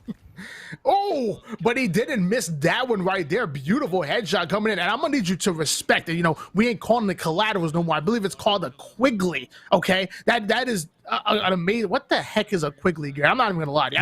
I have no idea what the heck that is. I'm disappointed in that change, to be honest. I mean, like, hearing the guy go, collateral would be so high, man. It's Quigley. It's like, what? It's like, what am I, Harry Potter looking ass? Like, come on. It's just a flight, so don't worry. That's probably going to change. Come down. Oh my gosh, shock rifle coming in on that ghost player and ends up getting taken down. So clearly, some of these players have been playing BTB, have been playing this playlist before. As Snakebite really started to heat up, that was 2 sniper rifle shots coming out of him, and he even has the BR in the back pocket. He ain't going for no flag. This is a kill race, baby. Now, Garrett, when it comes to strategy, though, if they have a nice little lead on them. Is the strat to start trying to go for the objective and cap the flag, try to end it as soon as possible? Or do you have to keep your foot on, keep the pedal to the metal, if you will? I think if you have the ghost in the back base, I think that's the key. Like, if you can get the ghost there, then you could start. I think you can let your other teammate pull the flag and get it away. I think you could use the ghost to maybe push that flag. I know you can push it pretty far that way. The other key might be just to let the other team cap. I think that's always an option as well. But here we go. We see, oh my God, what an angle from Snakebite. He's going to be able to find himself an easy kill. That 10-second barrier, not going to be any hindrance right there. What an angle. That's what I love about the grapple. You get yourself in some tricky spots and get yourself some gnarly angles, especially on this map. Currently utilizing that grapple to stay alive in the battle rifle. Just every kill possible. Beautiful kill. Ends up getting himself a shock rifle. I still don't understand the dynamics of this weapon right here. All I know is that it's great against vehicles, and I just shoot, point and click kind of weapon here as they're now pushing into the enemy's team base, trying to get the spawn kills, spawning on the opposing rocks, missing the first one, but I promise you that's going to change real soon. Shock rifle, you can think of it as the binary rifle from Halo 5, just a little bit more nerfed. You have to stay on the target for a bit longer than normal. It is a one shot to the head if you hit an entire beam into them. But it is very effective versus vehicles, and it shreds through shields pretty well. And we're seeing that right here as he's able to stay alive, utilizing the shock rifle. And there we go, another kill. And that's going to be a Guardian Angel, but I'm sure that player not really considering an angel, more like a devil stealing his kill right there, as Snakebite has now approached the double-digit kills, and nobody else is with them. So I'm going to give Snakebite and Royal 2 the lead most likely at this point. Also has a rifle of his own, but it's not the shock, it's the sniper rifle. And notice how I guess he's not really too comfortable with the map here. He actually pressed the down button on his D-pad, which gives you like a Promethean scan and lets you know where all of the power weapons and weapons are on the map. I get a Quigley. Well, that's the second time we could have seen a Quigley, but we didn't. I gotta get myself used to that Quigley. What an annoying name for a collateral. 343, hear my plea. We'll have to start a change.org petition or something. But Royal 2 missing an uncharacteristic shot makes up for it by getting the next. Now he just has his pistol with the player spawning in front of him. That ghost did just spawn up, and Druck's right next to him. There you go. I'd be taking that ghost. I wouldn't care about the 1 or 2 kills right there. And it looks like, yeah, there we go. That player's just going to give it up. He knows that it's too late. But this is the strike. If Royal 2 and Snakebite have a lead right now, you should be trying to flag cap right now. I think this is your chance to go. When you have the ghost like this is your time to shine. You know, go put the flag out, give it to the ghost, and the ghost can go cap it really fast. And the ghost really putting in work as we're seeing another kill hit the board here, and he's going off, but the second one is gonna get stolen. That's gonna be the assist earned, but luckily I saw the kill feed. It was Snakebite who was able to get the cleanup here. More shots started to ring out, but now the Warthog going in, not able to get away with that. Too fast, too furious is Royal 2 and Snakebite, who look like they're about to tie up the series here because they are playing some excellent Halo, what should be BTB. Yeah, I mean, this really is a BTB map. It's a little bit too big. Oh, throw it out. No, he gets the splatter. No. Oh, that player just barely keeps himself off. Does he got it. No, he'll do it one better. Does he have to grapple? No, but he gets off the edge. Royal 2, unfortunately, that one will be gone. And now they're having to find some more slays on the map. My God. Oh, they are just absolutely shredding through this team at the moment. Kill after kill. But that's what I was talking about with certain weapons and certain vehicles really being able to break shields, but not the best at finishing kills. You notice that Royal 2 ended up having a wingman before that ghost went off the map. So he's literally had 5 consecutive assists before dying. And again, assists are nice, but it's not going to help you here in the kill race. The battle rifle going in, and that's going to be a beautiful headshot. Now looking for another head to click on. But I think he thought the spawn's going to come in right there, but they didn't. There's one in front of him. He ends up dropping a sticky, beautiful stick coming out of Soul Snipe, and he ends up getting the sniper rifle. So if they're going to come back in this kill race, it's going to be on the backs of the sniper rifle right here, right now. Well, he's going to be able to find the first one, looking for another. That sniper looking awfully tempting. I don't know who's going to be able to get that from the other side, but now you got to worry about the ghost. It's been up. You might want to just get in that and cruise away. Someone's on a rampage. I didn't see exactly who in the kill feed, but my God, we're talking about kill after kill. And it looks like Druck was able to get the ghost for the squad, and Snakebite was the one that went on a rampage. So I believe a rampage 20 kills in a row, right, Tony? That's what a rampage is, unless they've changed it here at Infinite, which I don't believe they've done so. That sniper just barely missed it with Snakebite. He ends up getting the body shot, but I believe that kill got stolen by the opposing duo. Now Snakebite looking for any head to click on, and that's going to be a player right there. Beautiful shot coming in. Snakebite with the sniper. I mean, shout out to this. These guys are going hard right now. Snipers, everything in hand. This other team's trying their best to get out. They just haven't been able to quite do so. And Snakebite threw the nade down the hole, and that thing just shocks the crap out of him. Still getting hit markers as he's trying to find the final kill. There's 2 of them down here. Oh, he finds one, but whiffs on the second as he's going to go down. Look at that. Snakebite has a massive lead with everyone. I think this is the time. I mean, if you are Snakebite and Royal 2, you cap 2 flags right here. With that lead that you have, this is your opportunity to go get this game over with and prevent them from trying to get this game. You know, I think that's a great strategy, but I'm also worried about the thing that kind of mentioned before, where if you put a player in a Warthog and he's driving, then you're essentially taking that player out of the game. If somebody's actually going to be running that flag, you're essentially taking them out of the kill race. So I'm not sure exactly what the strategy is going to be. What's the most optimal, as Royal 2 is going to be taken down, hitting the black screen. So we're seeing a little bit of Snakebite's point of view. He's also in the base trying to steal some kills and ends up getting some good shots in. But I think he's about to be hunted down. Well, I think, Tony, what you would do is you would want to get the ghost, right? Because the flag has its own gravity, has its own weight, and you can use the ghost to propel the flag forward.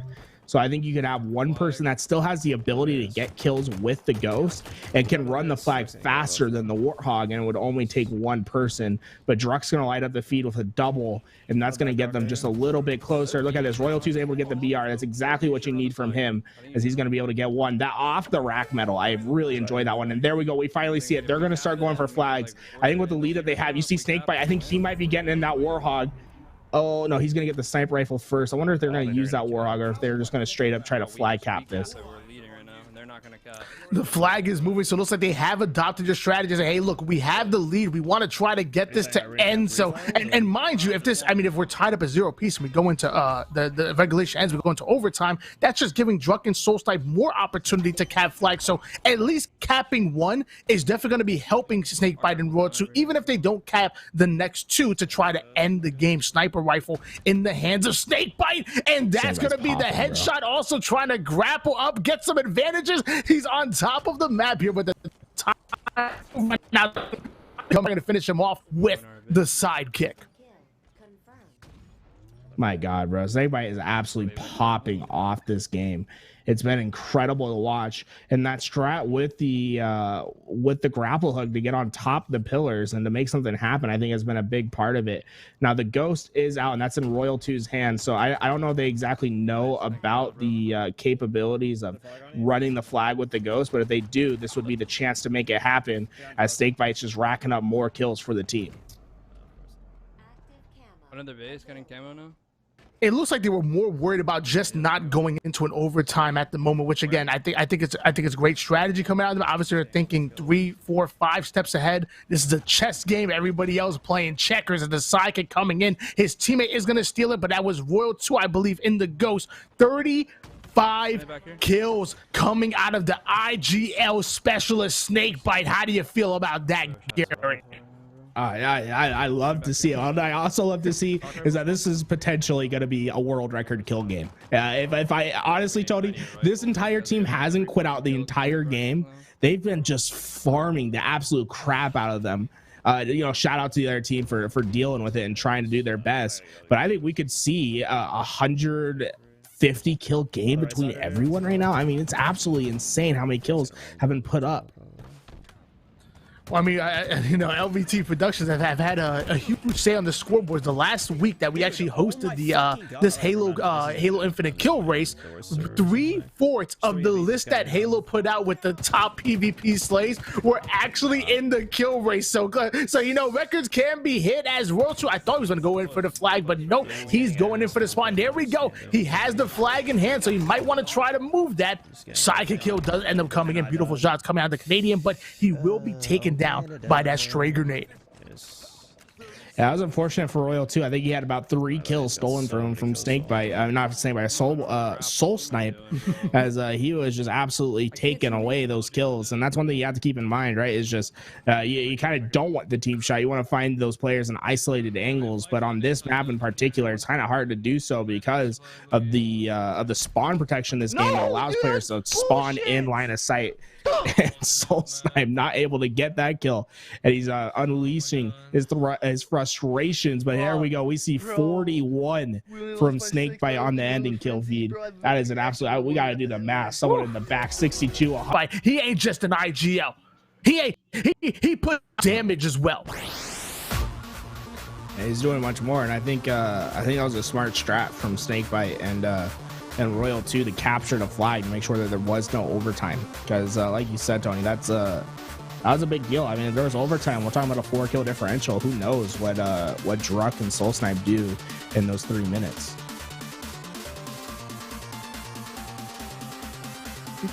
I also noticed that not only does Snakebite actually have an insane amount of kills, but he also only 4 times. Part of being able to put up all of those kills, you have to stay alive in order to do it. You know, if you stay, the more time you spend on the map and not on the black screen, the more kills you were able to get. So not only was it a high amount of kills, but his KDA was absolutely in, as we're seeing the assault rifle coming out of Soul Snipe, and he's making his way all the way down to the shotgun. Wants to start on, but getting up into the face of his opponents. And notice he kept his sidekick. He didn't keep his AR. He kept the sidekick in his back pocket. This is why he wanted to get those kills in the mid-map. Unfortunately, he's only able to get 1. And we got a little bit of a crouching Andy. Druck with the rockets. He's not even able to get the rockets. You crouch all the way over there. You don't get the rockets. And then you give the kill back to Snakebite. What? Come on, brother. You got to get that kill. Play a little bit more aggressive.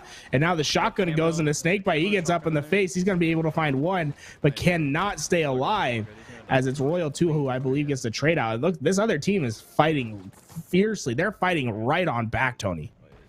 I mean, I believe they actually matched Stress, Dark Matter, Firebird, and Chaotic, which I know Dark Matter and Firebird have been teaming for quite some time, and I believe I've even seen them team with Stress for certain online tournaments. So this might be their practice. I mean, this is a kill race for our hero team here, but our villains, this may be them practicing going forward into Halo Infinite.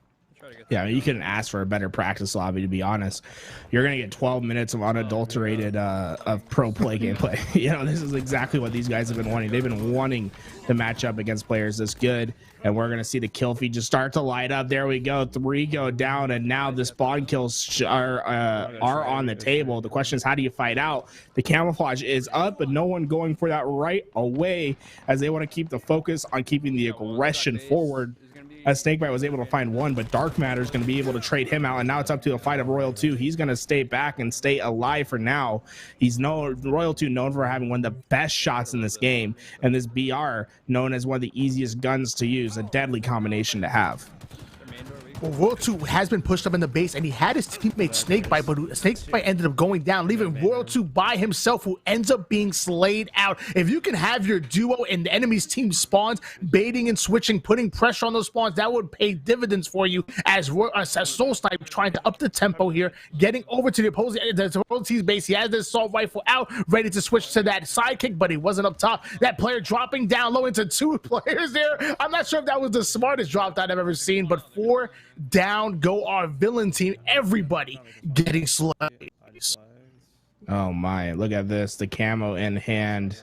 It's just gonna run out. We have rockets above Snakebite right there. I'm not sure who has them. Ooh, they're gonna fight on their way back.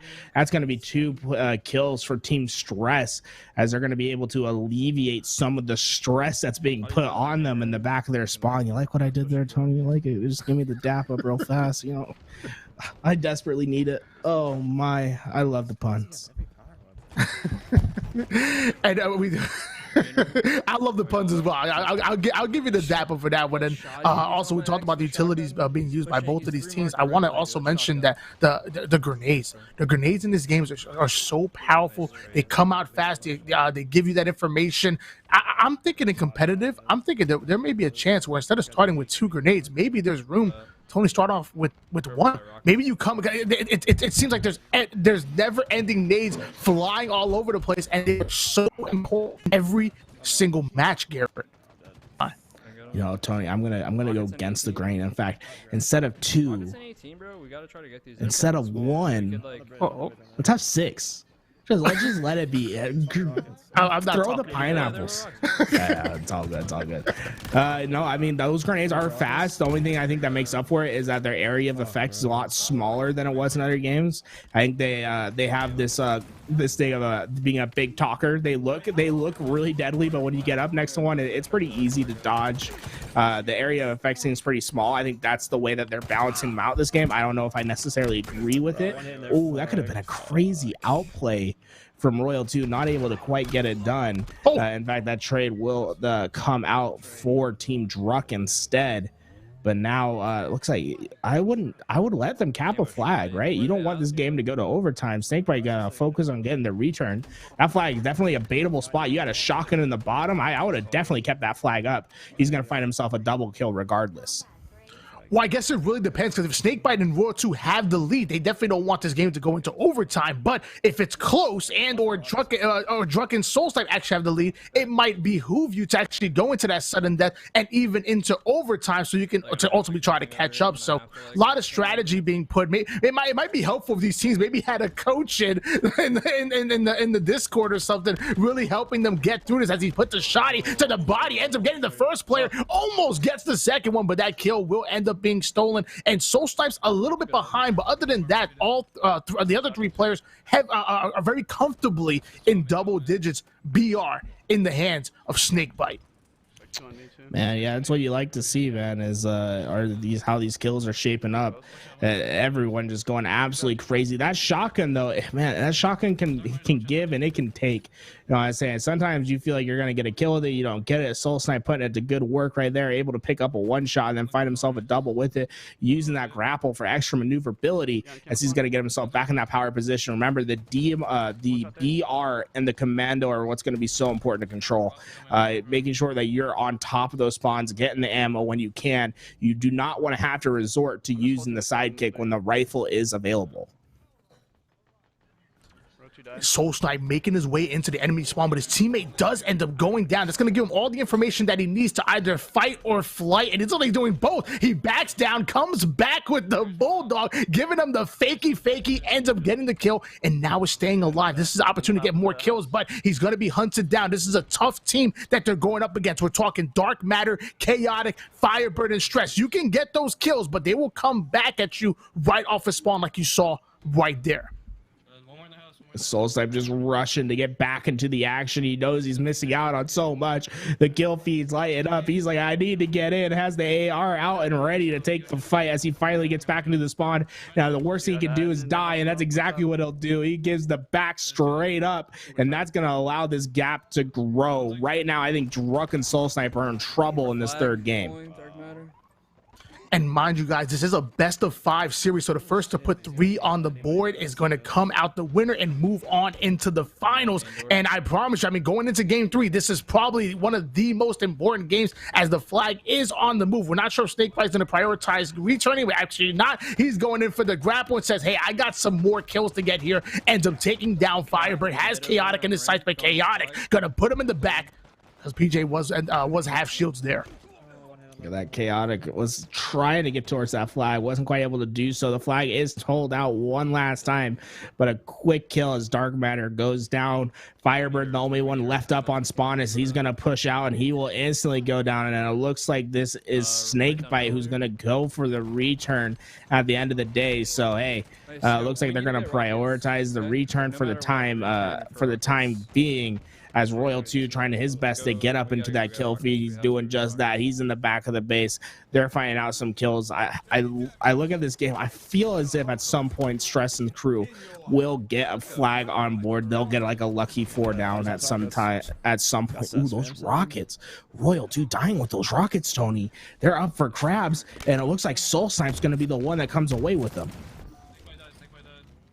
Soulsnipe currently trying to stay alive with the rockets, ends up getting the kill, but taking himself down, which is not going to be good for a kill race, because ultimately -1, +1. I know math. I know math. That equals 0. So there was effectively no change in the scoreboard right there, and kills coming on the board. I'm seeing the kill feed. More players are going down to trying to hunt down 1 or 2 players over towards bottom. Rockets ends up finding him. That player does have rockets, so Snakebite has to be careful on how he wants to go forward with this one. Ends up sneaking up right behind enemy lines. His teammate does go down. He misses the first melee, but gets the second one, and now has a Bulldog and a battle rifle. This is it right here. This is going to be good for a good 10 or 11 kills. Battle rifle and Bulldog combination. Watch out. Oh man, what a shot from across the map. Snakebite was able to get it done. As we take a look over that kill feed, I saw 2 players with 22. It was actually Druck and Soulsnipe both with 22 kills. So they have found themselves the lead. I think Snakebite and Royal 2 had it in the beginning, but all of a sudden Druck and Soulsnipe making a resurgence. They've actually built themselves a decent sized lead right here. Top corner, weak. we're back on board here with Soulsnipe, who ends up getting himself an assist. Now going to try to drop into enemy lines, but ends up losing that first shot and goes down. Not looking good for our drunken Soulsnipe team, and the scoreboard is so close right now. We're separated by anywhere between maybe 2 or 4 kills. This other player is going to go down. We have our enemy team fighting back. They're starting to get into rhythm and now making it even harder for both of our duos on our hero roster. Yeah, these next rockets are going to be so important to see who can start pulling away. As Soulsnipe's able to get one, he's going to push himself forward. He knows that this is going to be a dark hole on the map. Oh, did you see Royal2? I was either Royal2 or Snakebite that tried to steal away the rockets with the grapple, but just couldn't quite time it right. Love the strategy, though. Unfortunately, you can't steal it out of your teammates' hands. The last time we checked the scoreboard, it was 22 kills earned by Druck and Soulsnipe, and right behind them, 20 apiece from Royal2 and Snakebite. Now, mind you, Soulsnipe does have the rockets, ends up getting that kill, so that's going to be a great tool to put some separation in the scoreboard. He even has the battle rifle. I talked about it before. You want to control those long rifles. You want to control that commando. You want to control that battle rifle because they will pay dividends like you're seeing right there. Another kill on the board coming out of our KCP duo. It's Sentinels versus KCP, and the real winners are us getting to enjoy this. Oh my, I just love the fact that they matched up against 4 really sweaty kids who really know how to play this game. This is going to be a really enjoyable one all the way till the finish, as the kills are not going to be anything easy to get. We already see it, like Soulsnipe's having some trouble with these rockets because there's call-outs on the other squad. They're not easily pushing into things. He's finally going to be able to unload that last bullet and find himself a double kill. Now at this point, Soulsnipe and Druck want that flag to be capped, so we could see them let that flag go, or we could see them start to slowly pull a flag out. I think that could be a strategy that could work as well, Tony. Pull the flag a little bit out at a time, use it as bait, and slowly keep your kill presence up, but slowly pull the flag out so that you won't go into an overtime. But with only 20 seconds remaining, I think it's safe to say we're going to see another 3 minutes of action. Soulsnipe did end up losing that individual gunfight, so we're going to stay on board with him off of spawn here. We're seeing some of his teammates' point of view. Druck not in a good situation either. You mentioned before, they're not playing against some random team. They're playing against a team that's calling out and really having that effective communication. So once you go weak, once you back down, there's going to be another one usually hunting you down, or at least throwing a nade in the general direction, as Soulsnipe going to be taken down once again. He has that super fast gameplay, tries to get in your face, but it didn't pay dividends that one. Now we're going into overtime. Oh my, I think we're actually, so 26, that's 1 more and then 2 less.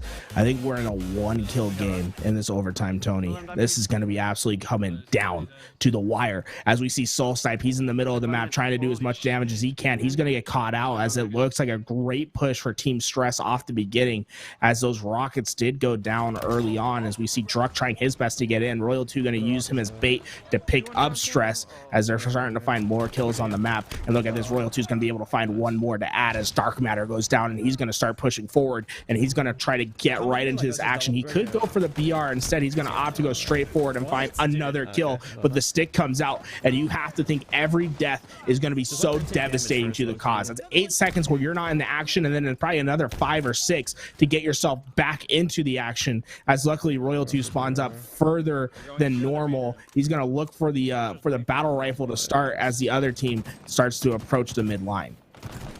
Going into overtime, there was only 2 kills that separated these teams, so I'm gonna have to agree with you. Every life matters. Battle rifle in the hands of Royal2, but his kill is gonna get stolen. Luckily, it was Snakebite who was able to grab onto that one, but more slays going down, and watch out, their flag is being pulled. So I mean, they're going for kills, the other team is going for the win, and that's gonna be either good or bad for one of our duos, whoever is in the lead. In overtime, first cap takes it all. They're at their VR room. Ooh, man, 123 left to get this done. I haven't seen a scoreboard, but Firebird's able to get one. And look at this, Snakebite trying his best to get up into the action, but that wasted time ends up in a death and no trade, and that's an unfortunate one, as it comes down to, who is this? Is this Royal2? Oh, sorry, I couldn't see the kill feed. This is Royal2. I want to make sure I know who it is. Oh, Soulsnipe, sorry.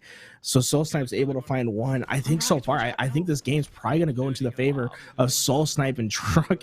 What's that up there, dude? Who just got a double kill on the Legends over there? Oh my God. They're looking absolutely cracked. that they are back on board here with Soul Snipe, who goes in with the sidekick, but is no match for the Rockets. Boom Boom's going right in the face. Firebird ends up getting a big BR kill off of screen here, and now Royal 2 trying to make his way towards middle map, trying to have that middle presence here. Assault Rifles out, ends up getting the kill, but he, as you said, he gets called out and catches a rocket. Despite being one shot, that player ends up wasting the rocket on him. You want to make sure that Royal 2 went down. Royal 2 did go down, and so are they in the kill feed at the moment, I believe, as Druck and Soul Snipe have the lead, as I think they've had a pretty dominating overtime performance. 2 are ahead of Soul Snipe, and he's going to go right in. I think you could maybe see a BXB attempt right here. Unfortunately, not able to get the first one. I believe Druck was the one that traded that out with him. Snakebite pushing him forward as he's trying to get those kills, as he's going to be able to get the last one, and we'll see what the... So dumb. Oh, man, devastating. Soul Snipe and Druck lose it by 3, but man, look at that kill feed. The aesthetic, it's pleasing, to say the least. My God, 33 from 3 of them, and Druck lags behind with only 30. That was back and forth the entire match. We saw, I think at the beginning, Royal 2 and Snakebite had a bit of a lead with Soul Snipe kind of trailing behind on the scoreboard. Then Soul Snipe really started to heat up, and they ended up grabbing the lead, even going into overtime. Druck and Soul Snipe actually had a 2-kill lead, but that's when Royal 2 and Snakebite come out of nowhere and end up taking it right for, literally stealing it from right under them as we're going into now to game 4. So Snakebite and Royal 2 must be feeling good. One more game and they're coming out top and moving into the finals. And again, $1,000 on the line, and it's winner takes all. You already know how we do here at Money Tuesdays. Oh, I absolutely love to see it. And you know what, Tony? I think everyone at home is loving the broadcast so far. But if you guys happen to just join, I do want to go over our format one last time with you, Tony, as we watch this beautiful double kill with this shotgun. Remember, the first time we've really seen a full auto shotgun in the game, as Snakebite was able to secure that double kill. But the format today, guys, we're doing bracket instead of just a regular kill race where you just try to rack up as many as you can. You're going to queue up with the team that you are going up directly against. So in this case, Druck, Soul Snipe, Snakebite, and Royal 2 all teaming in the same lobby as they get into a singular game, and they'll try to accumulate as many kills as possible. From there, they have to win 3 games out of 5. We're going to be doing a best of 5 format.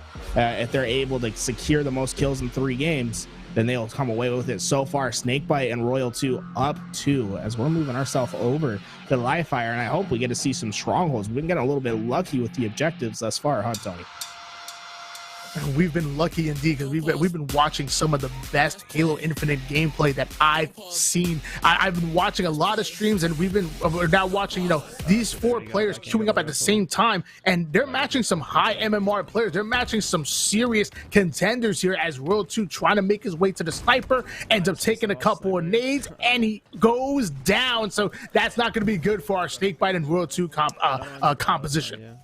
Well, how the flip on the other team, get himself an early double kill. You love to see it. I don't think that's success. Oh, I shouldn't say that. They're still slaying out. My God, they're having a bit of trouble with this squad at the moment, as everyone's just trying to find themselves some kills. So we're gonna get some good old-fashioned Slayer. And so far, it looks like this other team is up for the task. I'm not sure if I read that properly, but I think I saw Kilimanjaro on the other team, another player who's made it out of the Pro Series multiple times alongside Majin Bones and Halo Elite. Yes, well. There we go, Kilimanjaro and Wikachu. So these aren't just some randoms here. These are players that easily, if you're going to try to slay out on them, you're going to try to stat on them, they can stat right back. Royal 2 with the sniper rifle, quick scoping that player into the sky, and he's not done yet. My God, I love to see it though. Royal 2, he's such a dangerous player to have with the sniper rifle. He's unfortunately going to have to waste 2 of those bullets trying to steal it away from Druck, and now he's on his back foot as that tower position so strong, and he can't quite get the kill. Going to give up the sniper rifle right here, and this is looking like a good start thus far for Druck and Soul Snipe as Royal 2. My God, you see that? Well, that was a crazy snipe. I love to see that. But this is Druck and Soul Snipe's last chance. Single elimination bracket, Tony. So they don't get it done here. They're done and out for the count. Fun fact that How the Flip player was one of the best players on a team with Wikachu, both of them. When we played them, it was me, Ninja, Luckside, and Venom at the first Reach event. And we played How the Flip and Wikachu. the players on the other team right now, and they dominated us. They upset us big time. We were the first seed going into the event off of Game Battles wins, and we were prepared and we were ready, but we just got absolutely smacked. We weren't ready for them. We'd never heard of Weekachu or How to Flip, but, man, it was crazy how good they played. They played like a unit, and they're playing exceptionally well right now because they are giving Snakebite and Royal 2 a hard time.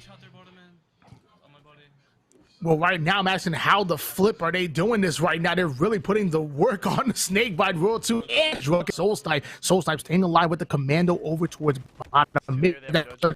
Towards just putting the damage down. Soulsnipe ends up going down.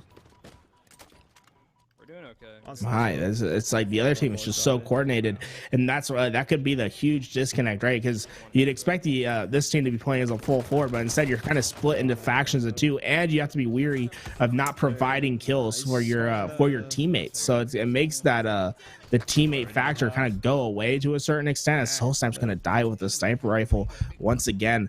And we could be talking about maybe a potential not even winning the game on this side. So that's how crazy this game 4 could be. But once again, Drunk and Soulsnipe, they are playing for their tournament life right here. They have to turn it on. That they do. We're on board now with Royal 2. We're going to find out what he's going to do to keep this lead. Ends up dropping down. He knows he wants that sniper rifle, so he's going to hunt down that player, but now he has it in hands, and now he's being hunted. The hunter becomes the prey, and he ends up getting taken down, and now the sniper rifle going to change hands. It's been going back and forward. Weekachu with the sidekick taking down Snakebite, and now Soulsnipe hunting that player right off of the map. The battle rifle is so strong, it make you run right off the map. What? Oh man, Soulsnipe tried to get himself another kill, just couldn't quite get that player with the sniper down, and that's going to cost another life. Unfortunately for them, that was Royal 2 that went down. So it looks like everyone's kind of having a tough time versus this team. The coordination, I believe, is making it so those individual outplays aren't as common as we've seen in some of the other games thus far. Soulsnipe doing a great job of dropping down. He wanted to get that kill still, which he did, but he had to put a lot of effort into doing that, and he ends up going down. So just really dumping all of his resources into that one kill. And we just took another peek at the scoreboard, and it looks like Drunken Soulsnipe might be up, but not by far.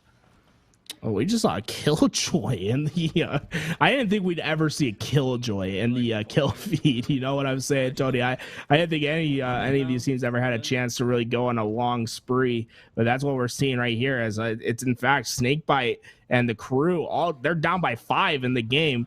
Maybe it's time you think about, hey, maybe I should just be playing for trades if I have a lead. Just go feed the other team and try to get this game over as quick as possible. Maybe that's a strat as well.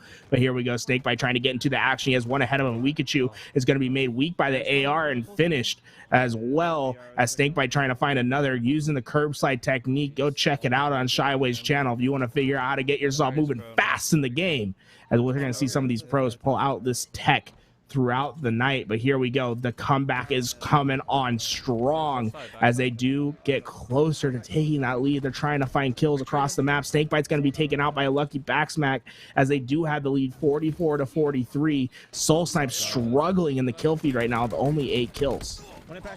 I know we're not really worried about the overall scoreboard, but I do want to point out that this was only a 1 kill game, and we're already past the 40 kill mark. So this duo, I mean, Slayer, and now they're getting really hard on them, is how the flip ends up getting a double kill. The cleanup comes in. Weekachu ends up going down thanks to Royal 2. Every kill matters because the scoreboard is so close, and Royal 2 goes down. Oh man, they're just trying their best. Sniper rifles coming up, and this is going to be so important. Soulsnipe needs to get these kills with the sniper rifle, find them off the spawn, whatever is necessary. It looks like Snakebite and Royal 2 are going to take the right side. They know that this garage spawn's coming in. They're coming forward. The angle is an opportunity for Soulsnipe, but I don't think he's going to get it done. Oh, I don't think, did they get it? 4? I think they did it. I think they did it by 1. I think they won by 1 kill. What, a +4? 16-9, so that's 24. It's 16-9. That's 20. Is it? Oh. 16-9. No, that's 25. That's 25 kills, no? Yeah, they won by 1 kill. 25-24. Them losing the game won them the game, Tony. Oh my God. Yeah. Wow, you're right. Yeah, 69 is 24, and they got 49 kills total. And when I was seeing the scoreboard here, Soul Snipe and Druck and the winning game 4. And if I remember the scoreboard correctly, I believe that's their win. So now we're going into game 5, an elimination out of the best of 5. Next game wins. Oh my gosh. Yeah. Druck is probably shirtless, pounding his chest at the moment. The man is heating up. We've seen him. He's been a namesake on Money Tuesday. Great player, picked up by the Kansas City Pioneers, and they're trying to make a roster around him. But he went absolutely off that last game. You guys take a look. I think that kill feed's the other way. I believe Druck was the one with 16. But my God, we're going into a game 5, and I could not be more excited. This is going to be so close. Who will win this game and go on to face Ace and Falcated? Oh, we're going back to. Oh, okay. No, I wouldn't blame the players if they quit out this game. I want to get back to some of the closer maps. The Behemoth needs to make its way out of the rotation, in my opinion. Maybe they'll GA this map off. Maybe they'll hop into each other's Discord and say, hey, let's just GA this map here. We're gone. Starting on board, going over towards the Ghost, which again is meta right now. You definitely want to control that, and also the Ghost as well. Oh, just over the head.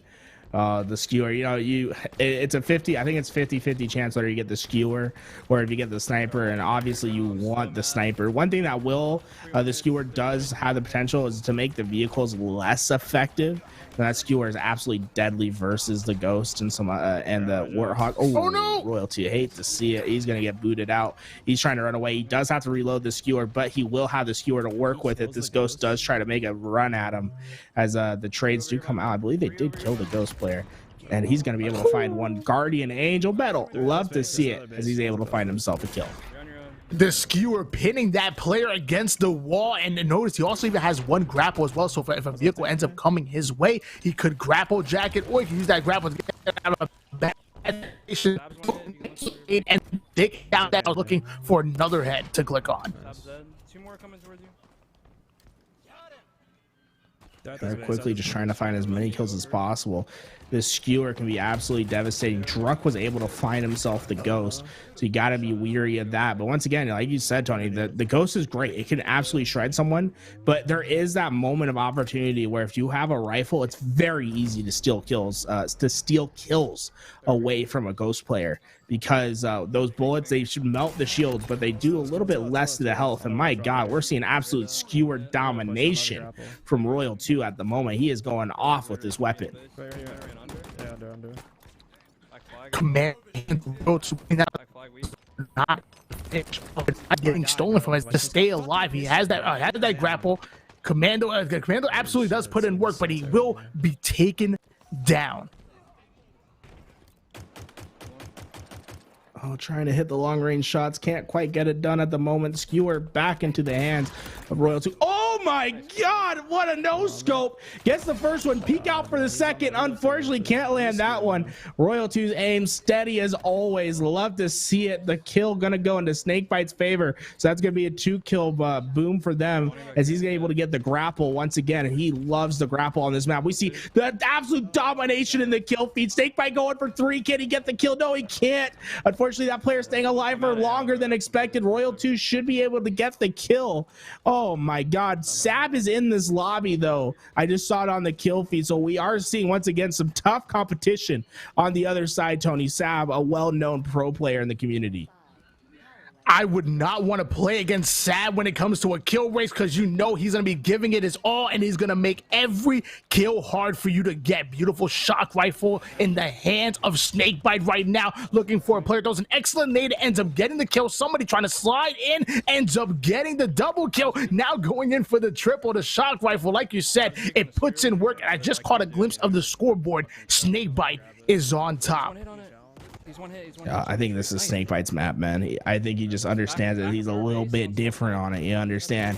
But it looks like him and Royal 2 both at the top of the leaderboard right now. So not faring well for Druck and Soul Snipe. They're going to have to figure something out, and it's going to have to come from the power weapons and rifles. And look at this Royal 2 making sure that there's none available. He gets the commando, picks it up, gets as much ammo as possible, and now he's going flying high with the skewer. And the question is, can they skewer the dreams of Druck and Soul Snipe right here as they're trying to find more kills? Spawn protection is something to keep in mind, right? Because you can spawn inside the reticle, so you can't be super quick on the kills. But it looks like Royal 2 does go down. He leaves a skewer, but look at that. Snakebite instantly heading towards that skewer to pick it up for himself. This is a best of 5, and both teams are tied up at 2 apiece, so there is legitimately no chance for either one of these. It is do or die. Royal 2 controlling this right side, and he's going to get himself into the Ghost. We talked about how important that Ghost is, but the skewer is almost just as important, as I believe we're on board now with with Snakebite. Snakebite tried to get the the trick shot phase up, sort of skewer shot. Unfortunately, he didn't take into account the drop that the skewer does. It is a projectile weapon. In fact, he was so done with it, he just drops it in the back of the base, hoping that Druck and Soul Snipe don't get their hands on the future one. That is a one-shot kill, so it is essentially a sniper rifle, though it does have some heavy reload times to deal with. But it looks like he's just going to let it go for the time being.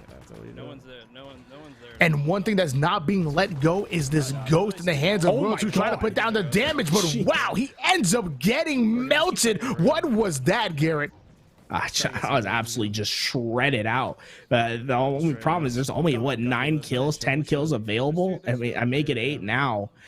You're talking about having to almost get every single one for Druck and Soul Snipe. They're down by that much. Sav was able to get himself the Ghost. He takes down Snakebite with it. So Sav giving them a taste of their own medicine. And as they're trying to push forward, the Druck's able to find one more on Sav, and I believe that'll give him the Ghost to go with it. Royal 2 needs to get that kill. He's not able to do so. The question is, can Snakebite get the finishes? Soul Snipe not able to get the one, and that's going to leave 3 very weak players for Mr. Snakebite to deal with. He's only going to be able to pick up 1, as this game is so it's so close right now. Unfortunately, Soul Snipe's just lagging a bit behind. I honestly think Druck and Soul Snipe need every single kill available.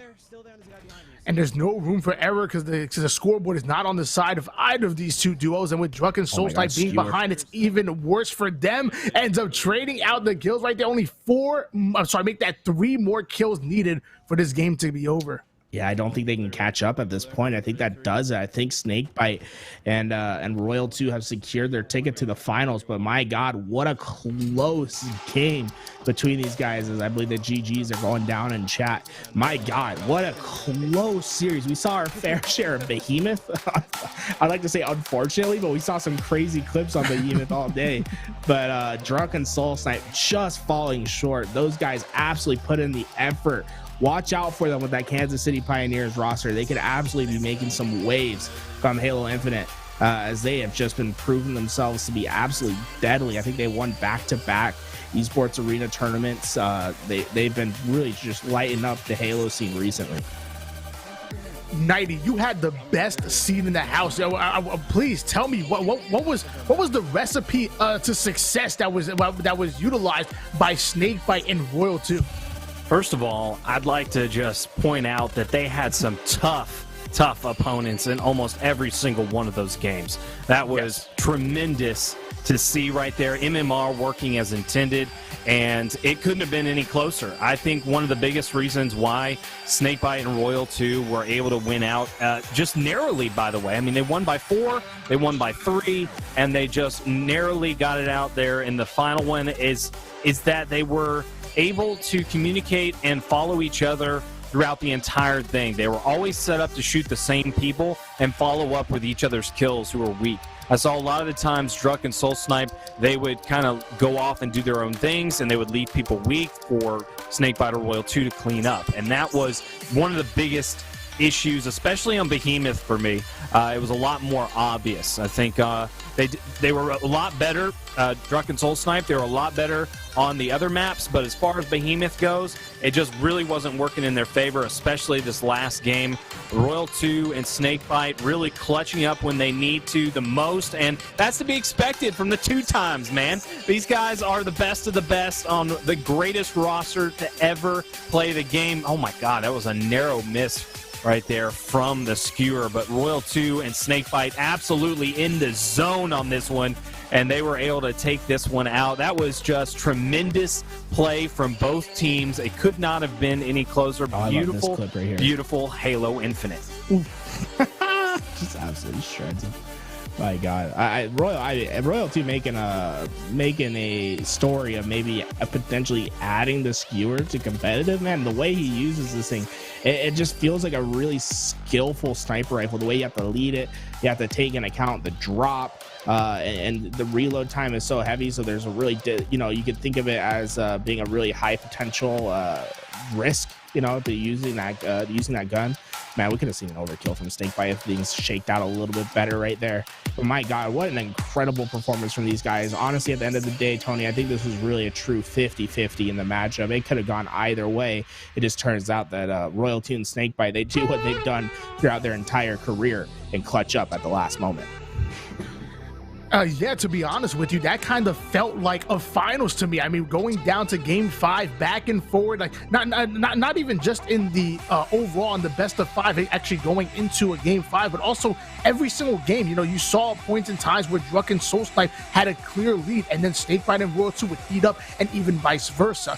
But now we have our actual finals. Now the winner of this takes the $1,000 prize, but we're talking Ace and Falcated going up against Snakebite and Royal 2. Now, Falcated, again, they won last week. Falcated is the reigning champion, but mind you, Snakebite and Royal 2 didn't actually compete, and the first kill race was won by Snakebite and Royal 2. So now we're seeing these guys go at it, and again, Nighty, it's winner takes all.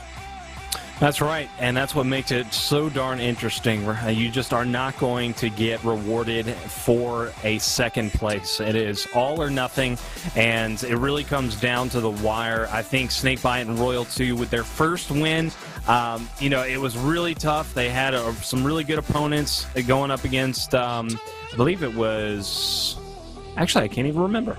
Gary, help me out. What was the question that you're asking, Nighty? Who was the first the competitors that we had on Money Tuesday? Snakebite and Royal 2 taking the dub. I know that we had some big timers. Who were they playing in the first kill race? In the kill race? You don't remember the kill race? I mean, I know they won. I know they were dominant. I know they kicked some serious butt. They kicked some serious butt. It was not Spartan, but Saiyan and Renegade. Lucid and Renegade. Lucid. Yeah, and that was like right after he made his name change as well.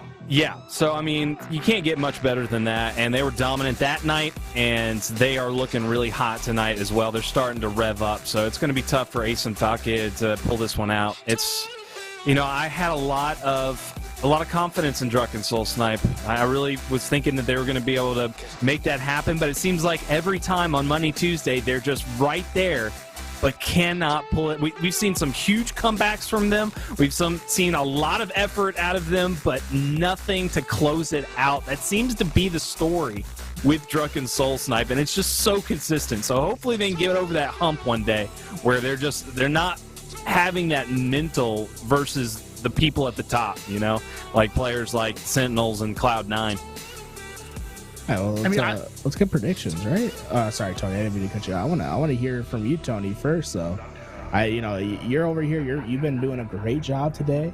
You seeing everyone play. What are your thoughts, man? Who do you think is going to be winning this game? I mean, I would love to go with Ace and Falcade. I really would. I promise you, I would love to go with them, but I promise Snakebite that I would never, ever go up against the 2 times. So I legitimately can't. I'm going Snakebite and Royal 2, and I'm calling it 3-1. Hey, that's a pretty safe bet, in my opinion. I'll combat you just to combat you, Tony. I honestly, deep down in my heart, I feel like Snakebite Royal 2 is the correct answer, but I just can't do it. I think Foul, what we saw last week when he was playing with Shotzzy, what I've seen today from him, I think he's absolutely cracked out of his mind. I think we're going to a game 5, and Ace and Foul squeak it out. I would like to see a Falcated back-to-back. I think Falcated is one of those guys that is putting in the most work right now. He's been working on his own game. He's been setting himself up for success. He's been playing with the best of the best. He's Shotzi's duo for life. Those guys are just unreal together, and Falcated put up some amazing numbers last go-round, last weekend. He was phenomenal. I think that he's going to pull it off this time around as well. Ace was playing exceptionally well, too. You can't count him out. He was just fantastic. Unfortunately, Stress wasn't able to pull his own weight. So this time around, I think Ace is ready to rock and roll. He's got Falcated on his team. He's got no excuses. Let's see him be able to pull off this big win. Ace is known for making that kind of upset happen. So I'd like to see it right here. Let's go with a 3-2 in favor of Ace and Falcated. Well, I mean, we all know that that Falcated is going to be signing with FaZe. I mean, it's all but already a public information. And one thing I know about it's pretty much all but. Did you just leak that? At this point, we know, we already know. Leaks in the chat, baby. How do we know that? Now, because we know the rumors. No, Tony, I think it's just you that knows.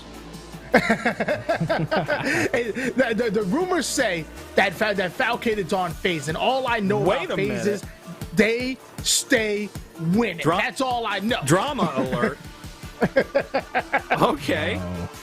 I've had my ears to the pavement. I be listening to the Twitters. I be listening to the tweeters, and all they saying is that Falcated is joining FaZe alongside Bound and Boo Boo Doo. Oh, I'm with it. Who's the fourth? I'm with it. Come on, Tony. Predictions for Shotzzy. The fourth. Shotzzy can't come out. He's under contract, boys. He was bought out. Yeah.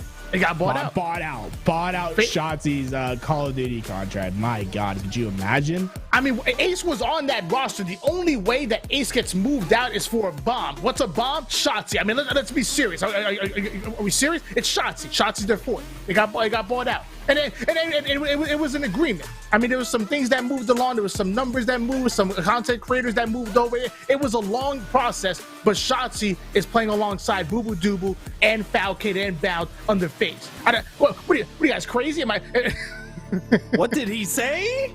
I don't know. I have no idea what's happening. What is going on? Could be a good option. I see Snipedown in the chat. I think Snipedown's definitely an option, right? I just like TSM has to be treating him so well over at Apex, right? It's gonna be it'll be tough to see him leave. No shot. I don't think it's no shot. Like Shotzi's a no shot. I think Snipedown's an absolute shot. That could definitely happen. Nah. In my opinion. But man, I'm trying to think of like who are the available free agents. No, maybe take some of these COD challengers guys that are moving over. I've already seen one of the best EU COD players in the challenger scene has already decided that he's going to transfer over to Halo. So we could see the EU scene shaking up in that way. I think there are more to come. We've seen players from Gears of War already say that they're going to be transferring on over. Maybe Mental makes a switch over to Halo. I'd love to see Mental in the scene. That's the thing that's going to be crazy, guys, is that there's just going to be so many players that we haven't seen play Halo in these first couple tournaments, and they're going to try to, they're vying for the same spots as everyone else. They could definitely cause some upsets in the scene, and then potentially make some waves by changing some rosters. Man, all I know is I'm excited for our future. I mean, we have 9 partner squads, and they're just gonna bring so much of the, I know some of the codes ended up getting leaked online, and I want to wait for the codes to get released like officially before I look at them. But I've heard nothing but good things. I know they're going to sign some amazing rosters. We talked about SSG. I mean, we have Ace literally in the finals, Falcade to come out of FaZe, I already called it, and then Sentinel, nothing but partnered rosters being represented right here in this $1,000 kill race. And again, ladies and gentlemen at home, it's winner takes all. We love to hear winner takes all. I just, that's what I love about the Mighty Tuesday format, as we're finally getting into our first match. Guys, I'm gonna take a step back. You know, I might chime in here and there, but man, Tony, Night, you guys have been killing it. I want to hear you guys on the desk as we head over to Bazaar. I'm gonna grapple and then I'm gonna try to pick a rug. Thank you, Gary. Going to start off with Ace. He's going to try to bring the heat fast on this one. We are going into the grand finals of our Money Tuesday. Winner takes all. Snakebite and Royal 2 coming off a hot win.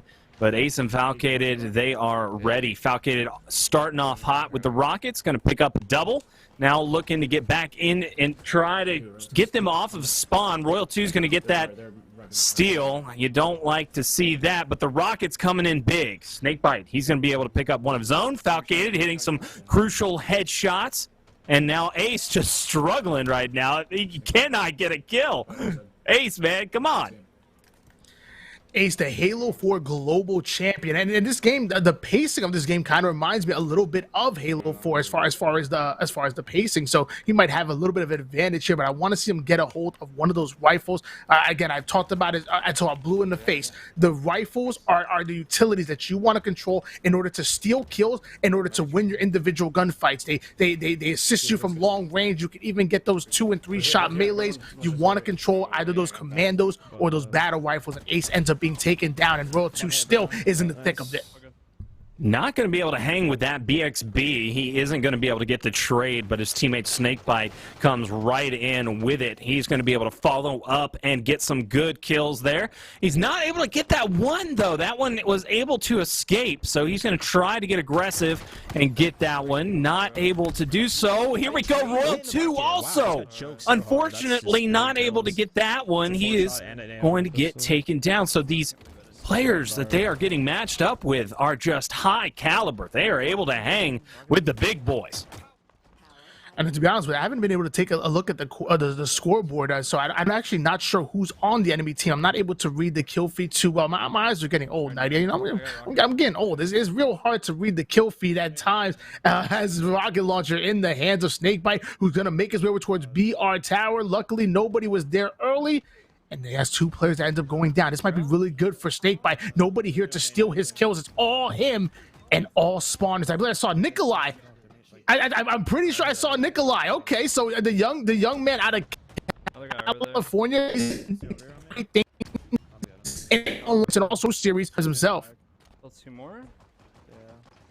Great rockets coming out of Snakebite. He decides to get really aggressive here. I like that decision. He is going to be stuck in a situation where he's just got to go, go, go. The spawns are coming in out towards the middle of the map. That is the 2 places that you got to look for: bottom shotgun and the side room near the power-up. Those are going to be the outside spawns once you start pushing into the base. But yeah, we do have some pretty good players on the other side.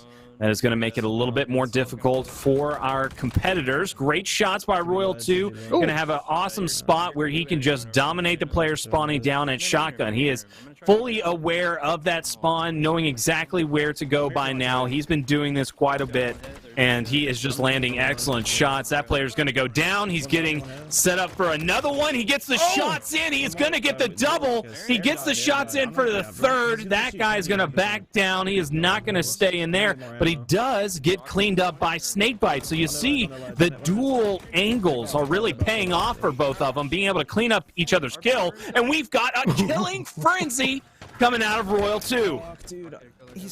Great job of him not only getting the killing frenzy, but also backing down behind the bar, ends up throwing the drop shield. So really good strats coming out of Royal 2, almost able to play his life, but he was finally hunted down. Either way, if I haven't took a good look at the scoreboard, but if I had to put some money on, I probably would say Snakebite and Royal 2 are on top here. Killing frenzy is absolutely insane, but now we're seeing the camouflage go in the hands of Ace. Now all 4 of our hero roster are in the enemy base looking for the spawns. Commando in the hands of Ace, he's gonna have a bit of advantage. Royal 2 has a commando of his own on the kill, and Ace going in for this kill of his own. Falcade is going to take him down. So both of these duos really trying to get a hold of every single kill because they know every one of them matters.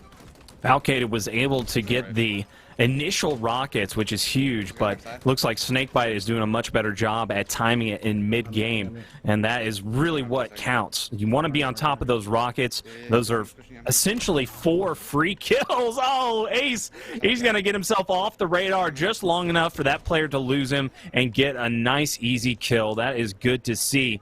But it looks like Snakebite is all over their spawns, but Falcade is right there as well. He's going to be able to get a kill.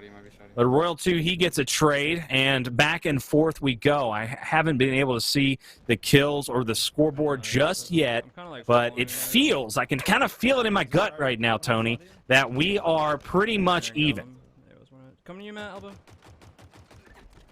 I'm a pretty close matchup right here. The assist going to be earned by Snakebite, but I mean, I didn't help him too much. Luckily, Nikolai does end up going down on the kill feed. That's one of the players I'm going to say that you want to put down immediately because he can make things really tough for you. And now Snakebite starting to up the tempo. Beautiful rocket ends up cleaning that player up, and now he's just playing his life. Should spawn out now. Snakebite once again with those rockets. Playing exceptionally well, making sure to time those. He's always putting himself in that vicinity, making sure to have grapple. You see him again, ready for it. And he is trying his best. Wait, he got them? Wait. Oh, no, it looks like that's, oh my God, that's unreal. He had the rockets, and it didn't give him the ammo. Usually that's the way it works in Halo. You will get the ammo before the player can hold down the button and pick up the weapon.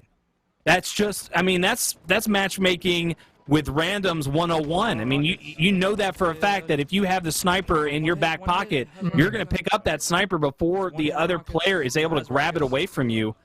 Very, very unfortunate how Infinite works like that. I don't know if that's server-based. It might be, actually. Somebody called 911 because that man was robbed of those, and you saw it really it really ended up going against him. He ends up getting a heat wave instead of that rocket and ends up going down, not even getting the trade, where if he had the rocket launcher, he easily would have gotten that kill and probably was able to get away with his life. Royal 2 still having that commando in hands, and you know he's a long-range specialist, so he wants to get into those battles and he wants to steal those kills, where here comes the spawns and great metal normally, but not in a kill race.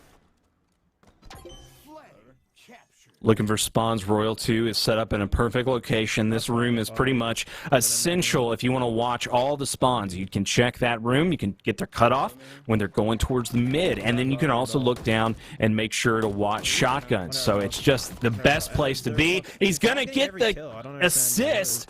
I don't believe it was Snakebite that was able to pick that one up. So Falcade and Ace starting to get some really big robs there. You want to make sure that you're always getting these steals. There we go. Another one. He's able to get that kill from the opposite team, and he is getting set up here for the Rockets. 5 seconds to go. I believe that's going to be Snakebite that's ready for him, and let's see if they can get the steal. He gets it! He gets the steal from Snakebite once again. The internet must be in Ace's favor because it just keeps happening. And now the rocket launcher ends up putting it to work, but not able to get away with that kill. Snakebite does end up stealing it with the... Now, looking past that spawn protection, he can really put in work. He ends up getting the rocket kill and getting away with his life. Dude, they're killing 2 people not playing, bro. Alright, they're gonna be shooting me. Yeah, Ace needs to keep this up. If he can keep getting these rockets and just making sure to always get these kills, that is going to be huge. There we go. Oh, he is able to get both. That's going to be massive. Royal 2 is able to get one of his own, though, so they're pretty much keeping up with him, no problem. Even though he has rockets, he's not able to really double up and get some multi-kills, and that really would be like the ultimate advantage of having those rockets, which is just unfortunate. You can't really force that in any way. You can maybe try to not rush your gameplay as much, but you're going to miss out on some easy kills possibly and just not give yourself as much time. Oh my God, Snakebite able to get that headshot off just in the nick of time because Ace was going to get that kill no problemo. Oh, I just saw the kills right there, but I couldn't add them up fast enough. So still a mystery as to who's in the lead. This is game number 1 in our grand finals. $1,000 is on the line. And this feels like a finals to me because I know that this map is close to kill feed going absolutely off that player. I believe that player ends up this. And one player might have even quit, so that's not be good for either. Looks like Snakebite wants to get himself a grapple. I don't know if he timed it. I believe it's 60 seconds. Yes, he actually timed the grapple. Oh no! And got it right. Finally, he wins the pickup battle. He's going to be able to get these rockets. He gets only 1 kill with them, so that was unfortunate. Not what you're looking for. You want to make sure that you're utilizing just 1 rocket and making sure to get a kill with each one. There you go. He's able to take that player down, looking for the spawns. When one player quits like this, you can pretty much bank on the fact that the rest of the team is going to play a little bit back, waiting for their teammate to get filled, get a substitute in there, waiting for the join in progress. And that player's just going to just put his controller down. Great job being aware of these spawns right now. Snakebite playing lights out in our tournament tonight. He is not gonna lose. He is not even having it, man. The 2-time playing exceptionally well right now in this game number 1. And he gets himself another grapple here, but not able to get the kill with the commando. Ends up getting an assist instead, but the grapple getting right behind enemy lines here. Has that player going in towards the stairs room, and he's hunting him down, but another assist on the board. On mid. Or you see the strat, basically just watching all 3 major spawns in the base, shotgun, going over to the power-up. And here we go. We're seeing the hunt, trying to see who can get the kills faster. And these are just freebies at this point. These players are just really giving them up to them. So it's all about who can move faster around the map. We've got the grapple in the hands of Snakebite, so that's going to be huge for him. But no, oh, these players. Oh, that one player was able to BXB. I don't know if that was Royal 2 or not. I don't think it was. I believe it was Falcated or Ace.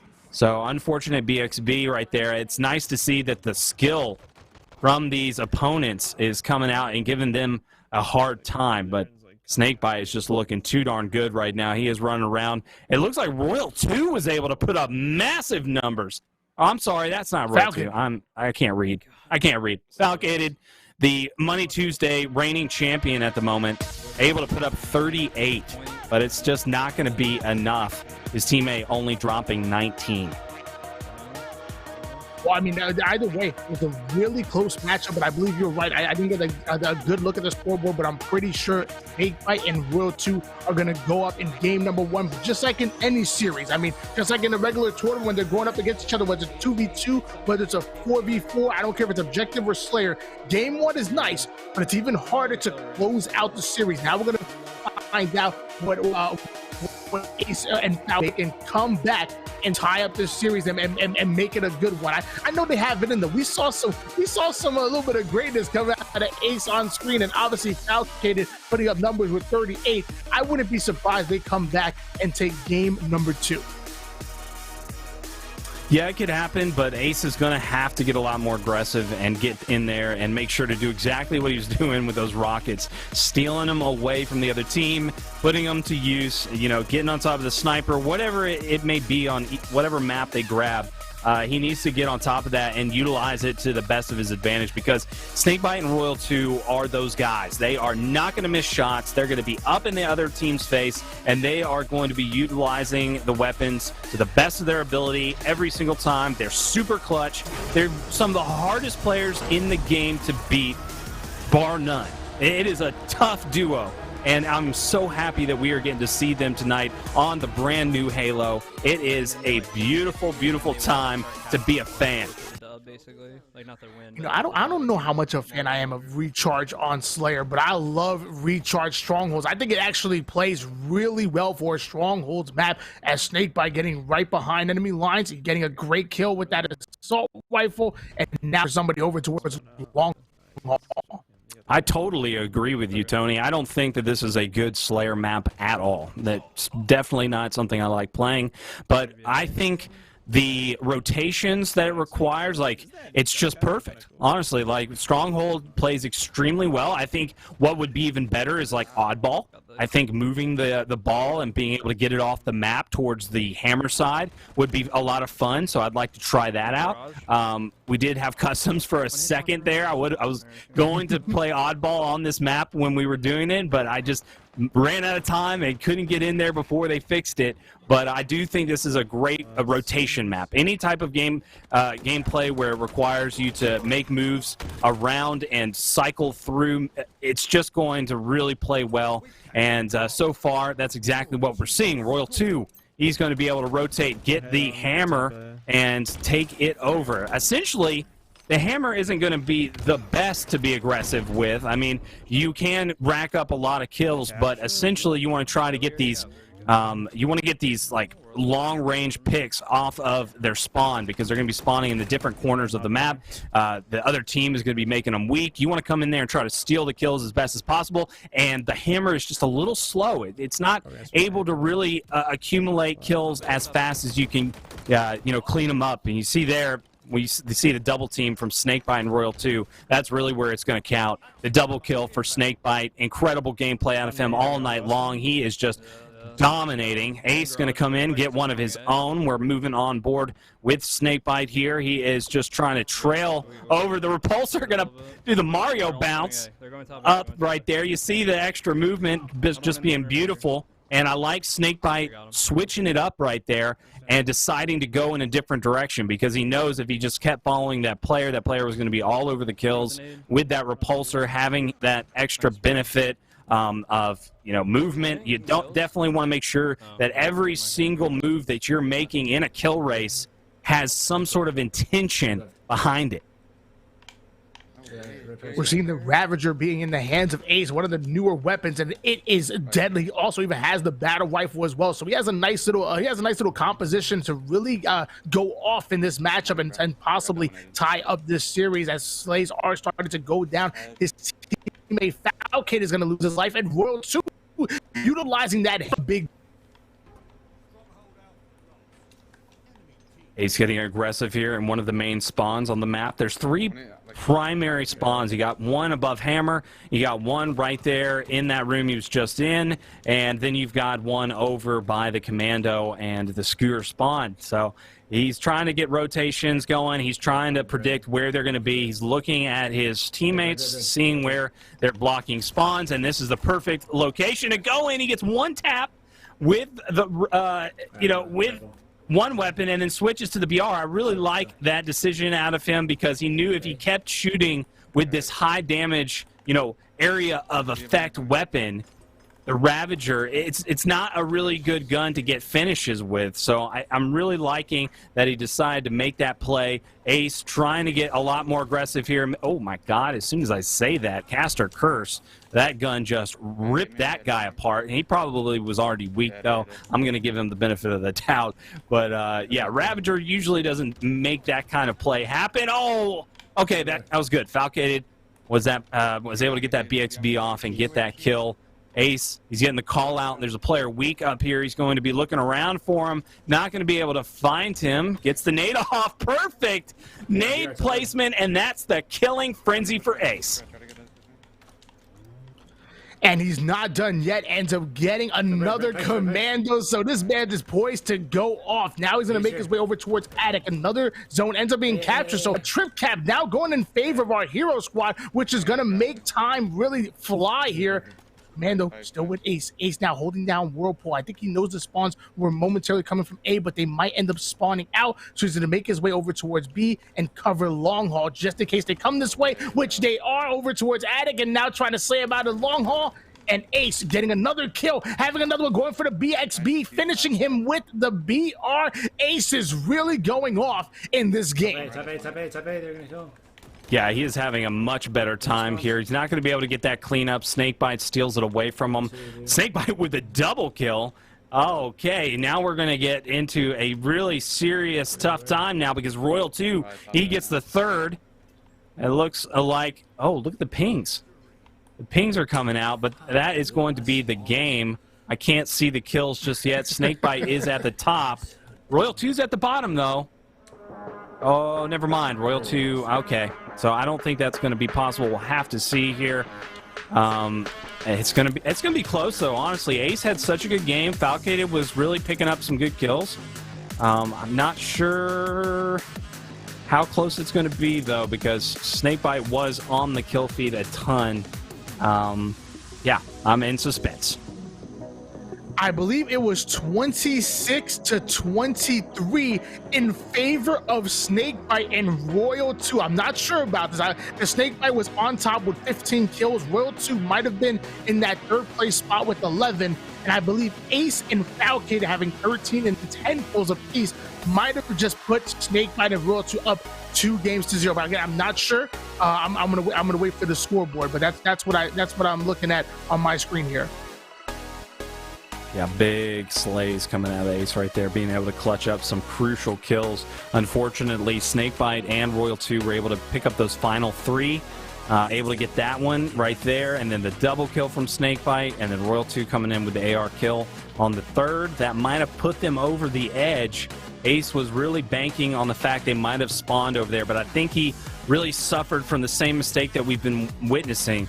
And there we go, Falcated with only 10. Oh my God. Pretty darn close there. 23 to 26, only a 3-kill game.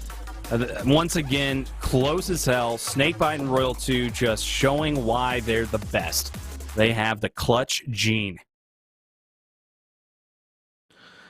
And now they're only 1 game away from securing themselves $1,000. That's a nice bit of cheddar, but Royal 2 is going to be taken down here, so that's going to open things up for Ace and Falcon to take advantage for Snakebite having that overshield. Prioritizing those power-ups are absolutely deadly. Camouflage may not be as good because you do show up on radar, but overshield really puts in that work.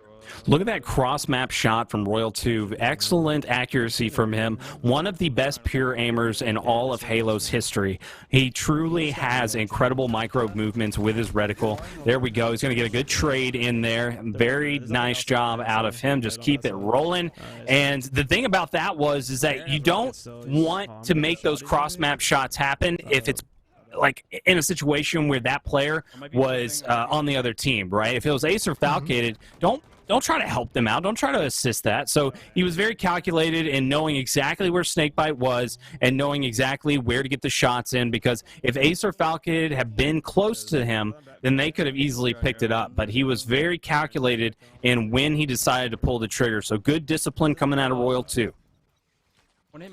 Shock grenades going in, and he does end up getting some hit markers. Luckily for us in ranked, we're not going to see nade hit markers. A lot of information along with obviously the damage that it puts in, like Snakebite putting in damage. We're getting that double kill, ends up getting the triple kill. Snakebite is going off, and there's a 4th player. Instead of going for the overkill, he's going to prioritize his life, and that grapple is going to be used to stay alive. Beautiful plays coming out of BJ.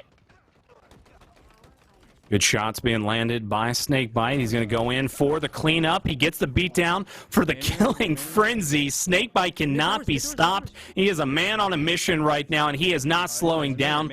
Checking all of his angles right now. He's got 3 players on his radar, so he's not going to go too crazy.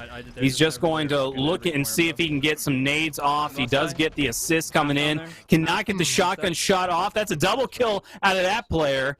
We got some good type of resistance over on the other side that are starting to break up the efforts from Snakebite and Royal 2. So that's going to be really big in Ace and Falcated's favor.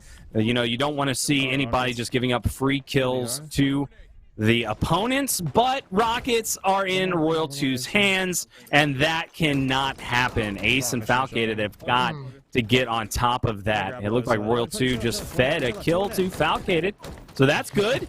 He's feeding kills to Ace and Falcated. Oh, never mind. Snakebite was able to pick up the double kill there. Okay. Snakebite, just a double kill machine, killing frenzies. He is just killing it. Snakebite and Royal 2 have been teaming for quite some time, so even without call-outs, they kind of know what they want to accomplish as a duo, and that's probably not hitting the black screen due to some stray nades right there. I don't think that was a part of the plan, but now we're back on board here with Snakebite. Snakebite getting to the enemy team's base, but the spawns will be flipped, so they got to go right back over to the opposing bridge. Wait, he's one hit. More assists coming in from Snakebite. It's not something that you want to see if you are rooting for the Sentinel squad. We've got Ace and Falcated still hanging in there. I feel like they've done a much better job in this game. They're looking to come back into this one. They do not want to get swept here in the grand finals.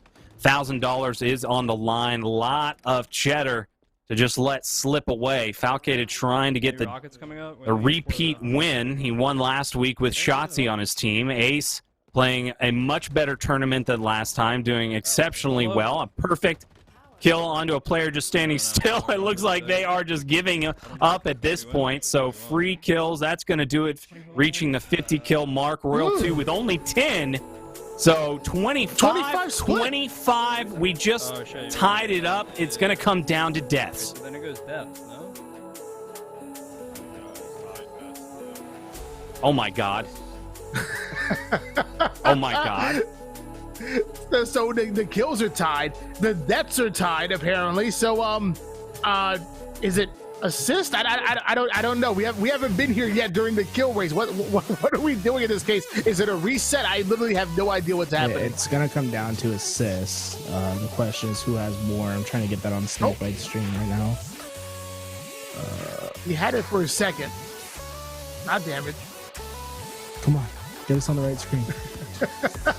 Either way, one hell of a matchup we just saw.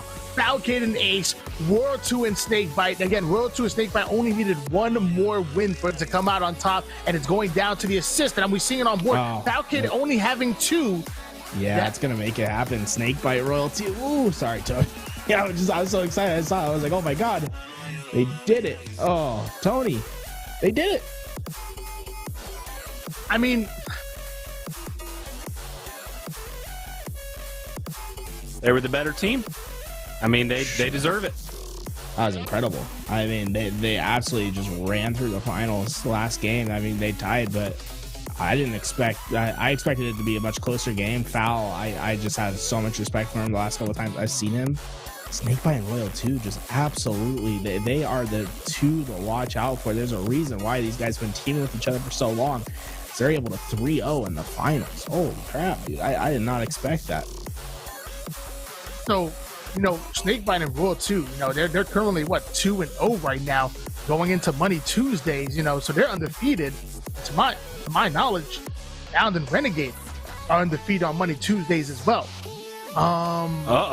I think we need to find some way to settle this. I don't care if it's Halo 5. I don't care if it's Halo Infinite. Shoot, we'll load up Halo 1. Just see me on Apex. Whatever it is, some way we got to get these 4 in a lobby, and we got to find out who's really going to come out undefeated. That's the question. Yeah, we've got some Halo 5 maybe in the works. You'll have to see coming on down the line a little bit later. I definitely want to see them in Infinite. Maybe the next flight will be customs, and we can see a 2v2 between them in Infinite, because that would be the most exciting thing. I would love to see that. But, yeah, these kill races have been so exciting. But, man, give us some customs. We got to get some customs up in here. Oh, please. Please. We need some customs going in. And I think it's been known by most that, there was a glitch where you could actually play custom. We saw players playing Money 2s and whatnot. I was having a ball, and then I was watching Shotzzy stream, and Sarin came into Shotzzy stream and let them know, said, "Hey, Money 2, we could actually play customs." And I was about to watch them play, and then it got shut down right at that moment. I would love to see them bring customs back, and then we do this again. Take the randomness out of it. Let's see some real 2v2s during the next Infinite flight. Nighty, you got me all giddy right now. You got me all giddy. Good Lord Almighty. Snakebite and Royal 2, just domination. 324 kills. They are, clearly the winners of the night. Just way more than Ace and Falcated. Just unreal ability on their side. And they are undefeated, man. They've gotten two wins Money Tuesdays. They are just the kings of the kings. I just wanted to point out while we have it up, guys, that's a 4.32 KD. My God, just absolute domination. Next closest, Ace and Foul had about a 3.33 KD. My God, talk about a performance from Snakebite and Royal 2. They really did just do all that they could. And on top of that, they had 84 assists to boot. So, I mean, that's just an insane performance tonight. You were doing a little bit OBJ. I really like that it was very, very competitive, too. There was no, we're not doing bots anymore. There really wasn't easier competitors like we've seen before. That was really important for this night. We were thinking about different ways of presenting the tournament, and I'm really glad that this worked out the way it did. We were going to do big team battle, but we stuck with Arena, we stuck with 4 players in the lobby, and it worked out wonderfully. I'm so happy that we were able to see an amazing show. Thank you so much for watching, everybody. This effort that we've put in for Infinite has been so fruitful. We've got great content that's came out of it, and it wouldn't be possible without everybody's support. It's been a beautiful time, man. Really enjoyed tonight's games, and we got an hour and a half left. But what do you say, boys? We hop on some Infinite and play. About to do our own kill race. Yeah. Well, those sounded like some final thoughts from Nighty. But Nighty, why don't you capitalize? Where can these guys find you as far as your socials and whatnot? Why don't you let everybody know at home where they can find you? I am at Nighty's Night on Twitter, and you can also get a little bit of my old commentary on YouTube. I'm also Nighty's Night on there, and maybe see some of my rebroadcasts on Twitch as well if you really want to go down that hole. But yeah, you can always find me here at Louis V Titan's Twitch. I'm going to be doing Money Tuesdays from here on out on Infinite, and I'm just so excited for the future.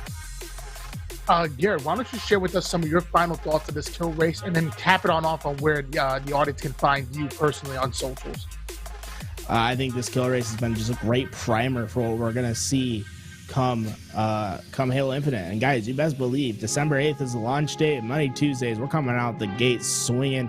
Best be ready to be watching some show matches week 1, week 2. I don't care. We're gonna be having something there. And hey, we're all gonna be at the LAN as well. So if you guys see us, come free, say hi, come show some support for LVT. We've really been enjoying everything out here. You guys can find me on Twitter as well at ToolsCast. I'm Tools with a Z. Yeah, you guys will find it. But Tony, I thank you for hosting today. It's been an absolute pleasure to be here with you guys. It's been a pleasure indeed, and thank you guys for having me on board. I've been loving doing these Infinite races. It's been fantastic. I hope to see more things to come. Ain't nobody. I want you guys in the chat to tell me to name any other production company that's putting on Infinite kill race or anything Infinite competitive related. Don't worry, I'll wait. No. Yeah, get back to me. Go ahead and DM me when you find out, because that's what it's all about. You know how we do. $1,000 on the line, big money, big names, and nothing but exciting gameplay. Thank you guys all in the chat. I see some loyal viewers. I saw from the beginning of Money Tuesdays. You guys already know what it's been, and for you newcomers, it ain't stopping. This ain't just a 1-2 thing. We love Halo. We're about Halo. We're Halo players. We're Halo grinders. So make sure you guys follow, throw the notifications on. I'm Why Not Be Reckless, aka Why Not Be Casting. Kind of a freaking big deal. If you don't know, now you know. Send it home, Louis.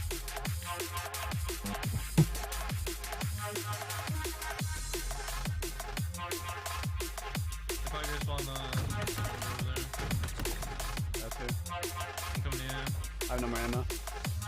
Keep the ghost in my phone. It feels like it kind of sucks because I feel like everyone just steals my I put him one shot and then. If you want to go. I'm getting the slime.